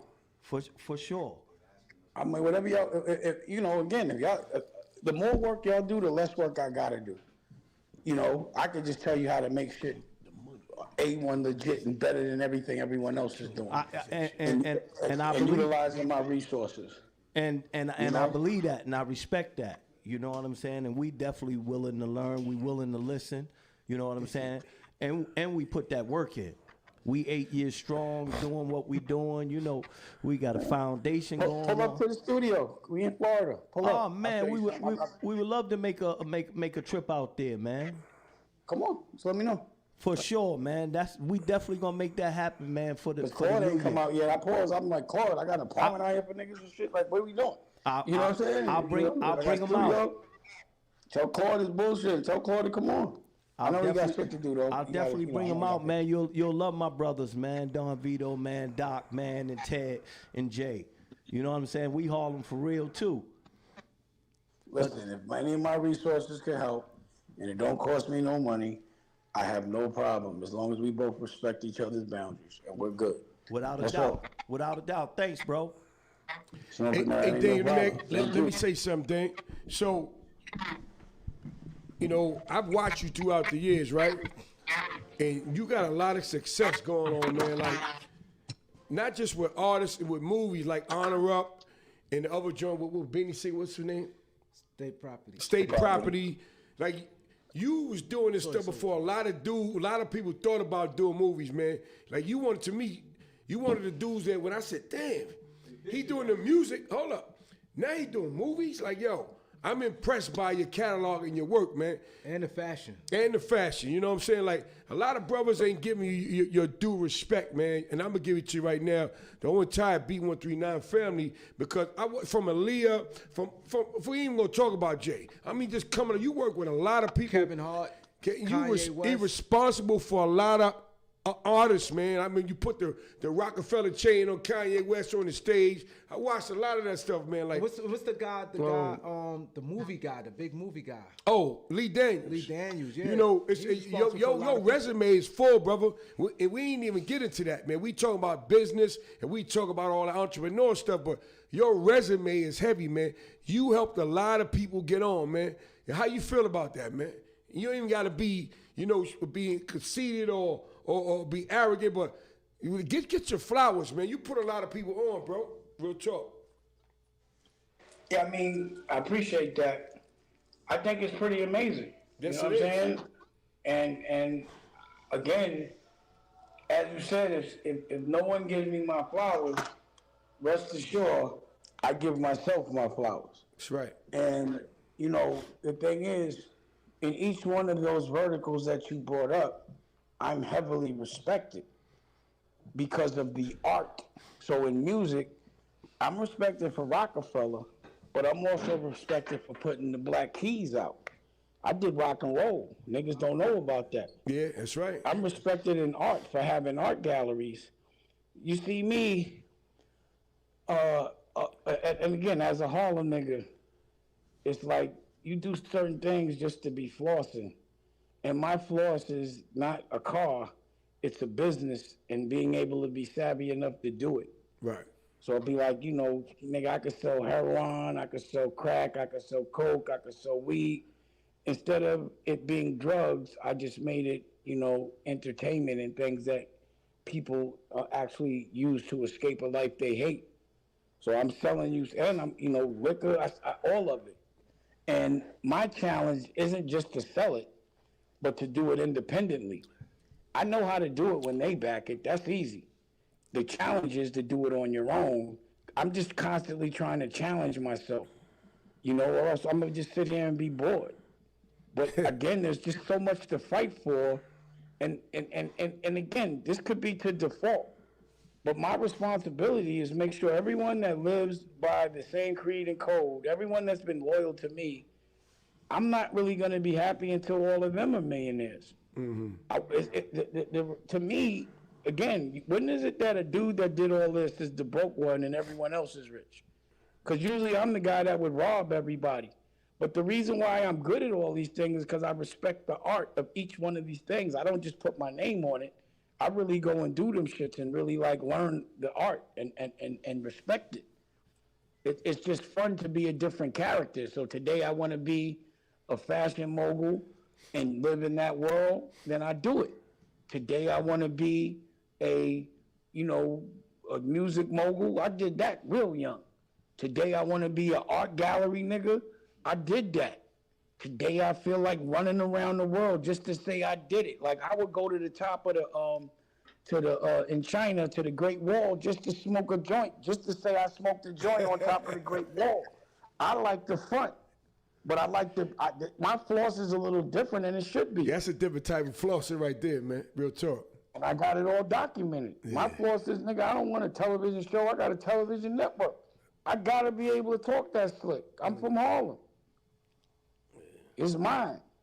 That's a different level, Dane. That's a different level of flossing, man. Dudes are still flossing jewelry in cars, and you flossing Great Wall of China and all that. It's a different level, man. You know what I'm saying? Yeah, and at this age, it should be. I've been flossing, I've been practicing since I was a teenager. So let me ask you a question. So what are you building now that excites you the most? In this very moment, besides the movies and all that shit, is turning, my girl made a book, Dusko Goes to Space, sold 80,000 copies. She made 3 books. It's a franchise. And I'm about to make it like my version of his Dave and Buster's, with the bowling alley, and we made the movie like Disney World, like Dusko World, the arcade, and doing that for him while he's a child. Like my son reads books about himself. His pajamas are the pajamas of himself. When he watches television and educational shit, he looks at a lot of YouTube now. But a lot of it he's watching is his mother and his father teaching, on television, on his own television network. I'm just burning them out young, but I'm really excited about that. I'm excited about these like albums, the new albums we made. Like we almost got nominated for a Grammy. We came in top 20. It was 3,000 people. We needed to be top 5 for that alternative category. But we'll get it next time, just for fun.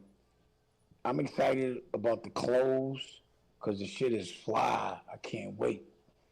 The sneakers, I'm excited to see Claude put out his label, because I've been watching them do it and try it and never give up. And that type of tenacity is Harlem shit. Like, you just keep going until you get it. Fuck all that. Yo, It's when you get the God's clothes, time. Dame, you gotta set us out, man. We gonna rock it on the show for you, man. You know what I mean? Promote it.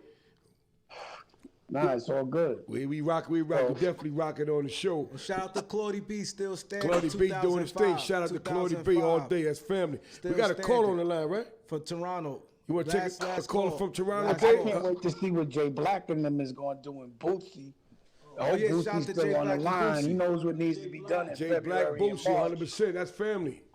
I hope he'll tell you offline what's going on. Yeah, we grew up Shit is brother about to Boosie go. all day. If we all play our position right now and stick together, the world can't fuck with us. I'm telling you that right now. And that's what we're going to They do. We're going to can't. sit And down. they're going to need to get more of them. They're going to hire more of them to come at me, and I want them to. Keep hiring niggas to come at me, Paul. Keep it up. I'm telling you, I'm all right with it. Keep it up. I want that smoke. We got a call on the line? Toronto. Hey, caller. Toronto? Hey, caller, you want to speak to Dame Dash? Yeah, I just got a quick question for Dave. Go ahead, caller. Yeah. All right, yo, Dave, quick question. Okay, so I remember seeing you when I was a kid, right? I used to see you on television and whatnot, right? And I did a whole project on you when I was in high school. I did a project on entrepreneurship. I did a project on you, Dave. So I just have a quick question for you. Okay, so I noticed one thing that I remember for years now. I used to see you on television with Victoria Beckham back in the days, right? And you used to be out there in Fashion Week with her and SAS.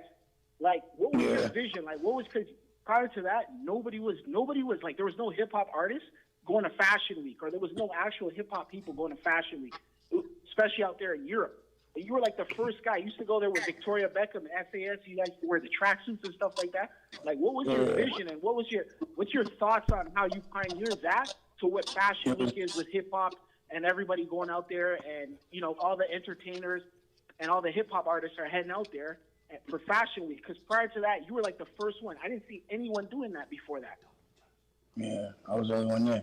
Well, number one, Victoria Beckham, I thought it was kind of fly for a Harlem nigga to be running around with a Spice Girl. You know what I'm saying? And she was cool, and she had looked out for me and did a project with Rockware, and I made an album for her.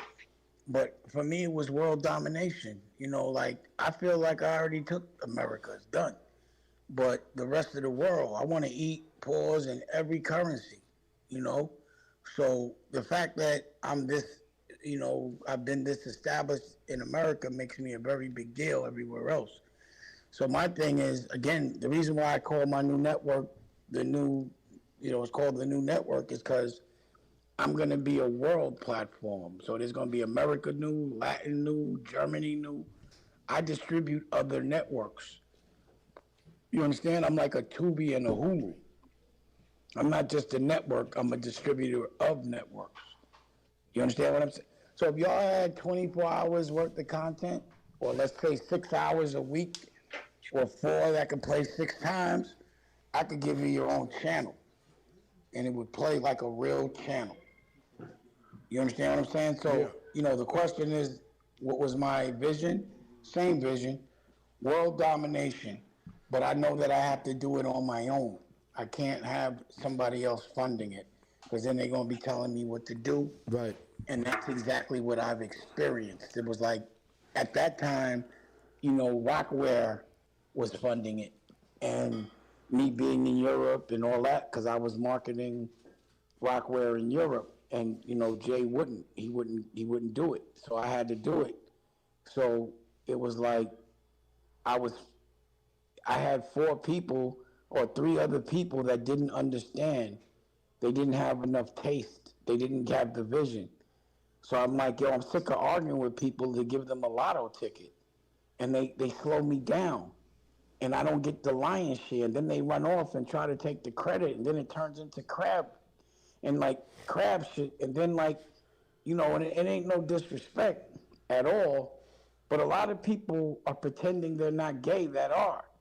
And that shit it's not fair. And they do things in a way and move a certain way that I'm just like, yo, a heterosexual man would not do this shit like that. So I can't even be around this type shit. I don't react like a girl that thinks. It's business before emotion. So I had to do the same thing. It's international grizzly. We need to take over the whole world. Only time I ever got jumped was in Paris. But at least it was an international got jumped. And I didn't lose. You know what I'm saying? But Yep, it was for like, sure. I just want to experience all walks of life. I already did the hustle thing. I did that shit in the 90s and made a movie about it by the year 2000. Before we got out of that century, I had a movie about that experience. I need more experiences. I don't want to just do one thing and keep doing Like that that shit. about you, man. Real talk. So this is my last question about Danny. The history with Danny with us, right? When we started the podcast, Danny was our very first guest. Now we 800 interviews in. You made the 800 person, and Danny. Who, was Daniel? My man Daniel? Yeah, he was the first person on our show. Nico. Nico, yeah. Our first show. That's family. He was our. Hey, that's what just calling me a little while ago. Him and Blackface was the first guest we had on our show, and you the 800 guest. Yeah. We have 800 interviews strong. What Doc is saying, Dame, is that when we first started the podcast, right, and we needed somebody to interview, a lot of dudes, people was fronting and all that. We called my man Nico. We grew up together, and him and Blackface came on the show, and they gave us our first interview, and we killed it. You know what I'm saying? And that's why that's the family right there. So we just how much I've been trying to get Daniel to do. That, You know how much I've been trying to get Daniel to do his own podcast? I'm like, bro, they need to hear you, man. Like you my OG, so the rest of the world's gonna listen. I listen to you. I wish he would do it. But I'm gonna call him as soon as I got the phone with you. Shout out to Nico, man. Blackface. Yeah, Yo, so you had him in that movie On Up, man. How was that with them, man? It was fun. It was fun as hell. Queen of Harlem, she family too. Queen of Harlem, Michelle. Yeah, you had John too. You had everybody up in there, huh? Yeah, I mean, Daniel was like I said, he's not my only OG. He's my favorite OG. And it's because of the ideals that he taught me that he might not even be conscious of. But I wanted to look like him as a dad, and I just liked the way. He was loud but cool and funny but still strong. Right. And, I love the fact that 30 years later, he's even better version of who he was. And a lot of people fall off. So just to maintain, people think it's easy to be on for 30 or 40 years straight. That shit ain't easy. It's hard. Yeah, it's facts. A lot of niggas don't do that. A lot of niggas was crispy back then, and now they whack. And I'll be like, damn, they just lost that pause, that shine. All niggas had a certain pride and a certain swagger, and some niggas just crouch and it looked like life beat them up. Right. And they used to be my point of reference for fly shit. I'd be like, damn. But he's not that guy. He didn't disappoint. He was stronger. That nigga, I was like, damn, nigga, you got strong. You know what I'm saying? So, and then the way he dealt, with the transition of his wife, Correct. The way he rode out with her, the way he celebrated her life, the way he did the funeral, the way he did a birthday in the heaven up in Harlem. Yeah, we was there for all that too. The funeral, that nigga was fly. I was like, damn, he looking like the Godfather. You know what I'm did. saying? We went to that too. And he had the suits on and shit, and everybody had on the green. Hey, Dave, between me and you, he's still celebrating. I don't think he's gonna stop, because that's just the type of dude he is, man. You know what I'm saying? Yeah, passion. He loves That's us the to shit I death. learned from him. That's right. But one thing I want to say this real quick, right? You love Harlem, right? And we big in Harlem. We big on our community. Like, we did shit to destroy our community. Now we doing a lot of giving back. So is it a possible that when we do our some give backs, or just you come to talk to the kids to show that you made it inspiration, you come talk to the kids and help out in that way, to show even the youngest. We had a cure violence program. We try and stop the youth, the killing and stuff like that. Yeah, we got 35 kids we mentor. That's just one program, but we want to show you guys. We really would like to highlight you guys who really made it to give back, because I think it's very important. What I want to do is, I'm part of the OSG, which is, hundreds of principals from economically challenged areas, meaning mostly black principals. And, that's the kind of thing that I feel like you might want to implement with the Board of Education. And, we could figure out how to make that work.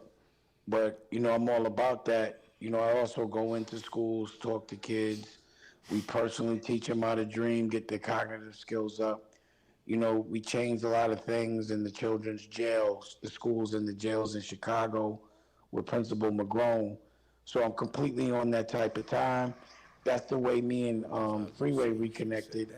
It's just we have curriculums, all of that stuff. So, you don't have to be by yourself doing that.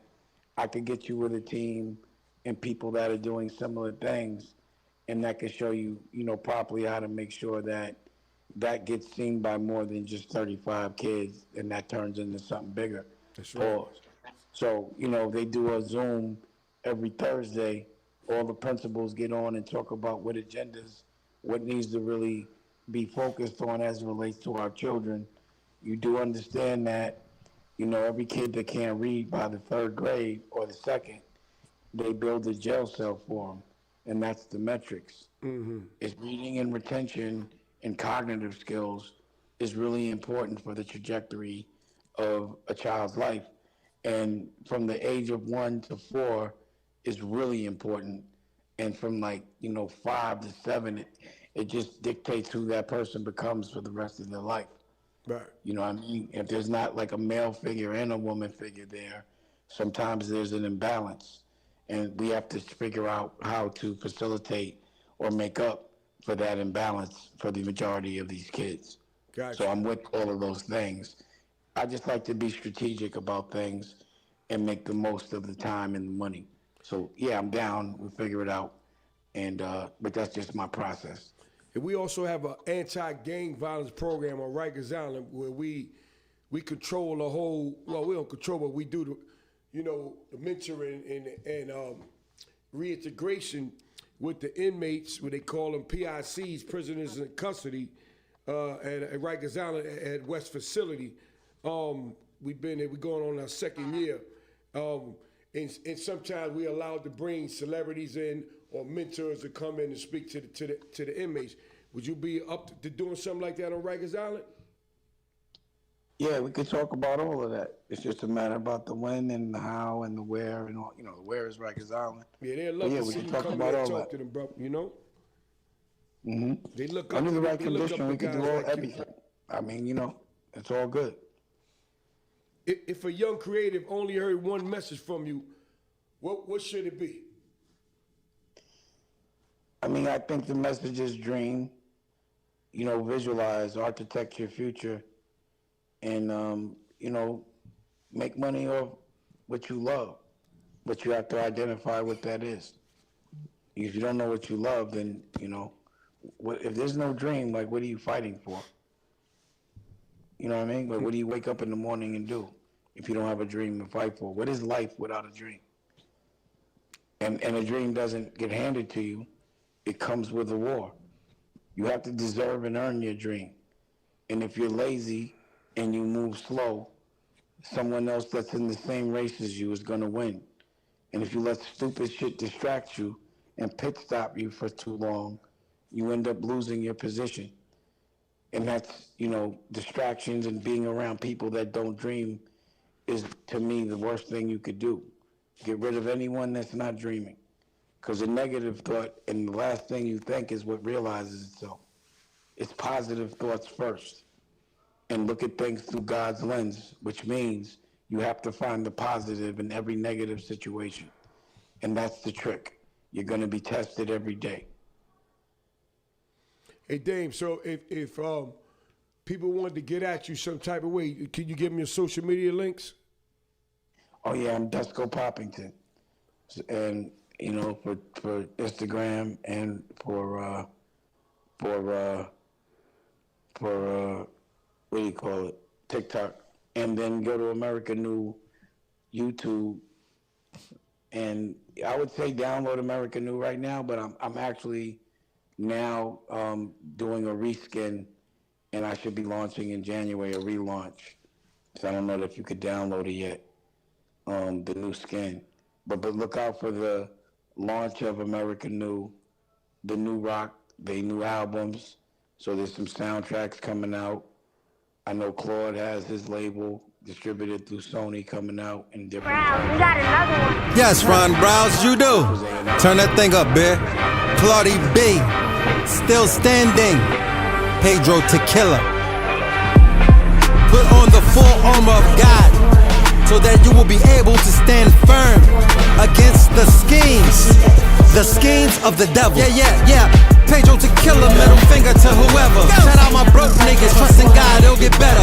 And if it don't, and I ain't saying it won't, but never. Let them catch you with your head down, lift your chin up and tell them you're still standing. Yeah, you're still a cannon. Still bopping around this bitch without the Instagramming. Still iller than any one of these little niggas. Been keeping it triller, that's why the real still with you. Still a public figure, just not in the clubbing with you. Still thugging, but corporate thugging, cause it's the business. Still sipping, only difference, this shit expensive. Still venting, going out bad with good intentions. Fuck it, I never said I was perfect, and might I mention. Still buying purses on birthdays, still tricking, paper still clicking. Still get the gravy with the chicken, still fill a venue with dope dealers, killers, and bitches. Still Pedro Tequila, middle finger to whoever. Shout out my broke niggas, trusting God, it'll get better. And if it don't, and I ain't saying it won't, but never. Let them catch you with your head down, lift your chin up and tell them you're still standing, you're still handsome, your neck and wrist still lit, your shit still dancing. You're still clicking back and let it blame on them, they still scrambling. They still rolling dice with their life, they still gambling. I'm still pimping and pandering, still stamping them. Still got the stamina, knock your bitch down on camera. Go Pedro logo on her abdomen, she's still a fan of them. 20 years later, they still jacking them, still standing. Pedro Tequila, middle finger to whoever. Shout out my broke niggas, trusting God, it'll get better. And if it don't, and I ain't saying it won't. Harlem's #1 podcast. Featuring Doc, Don Vito, and Keith.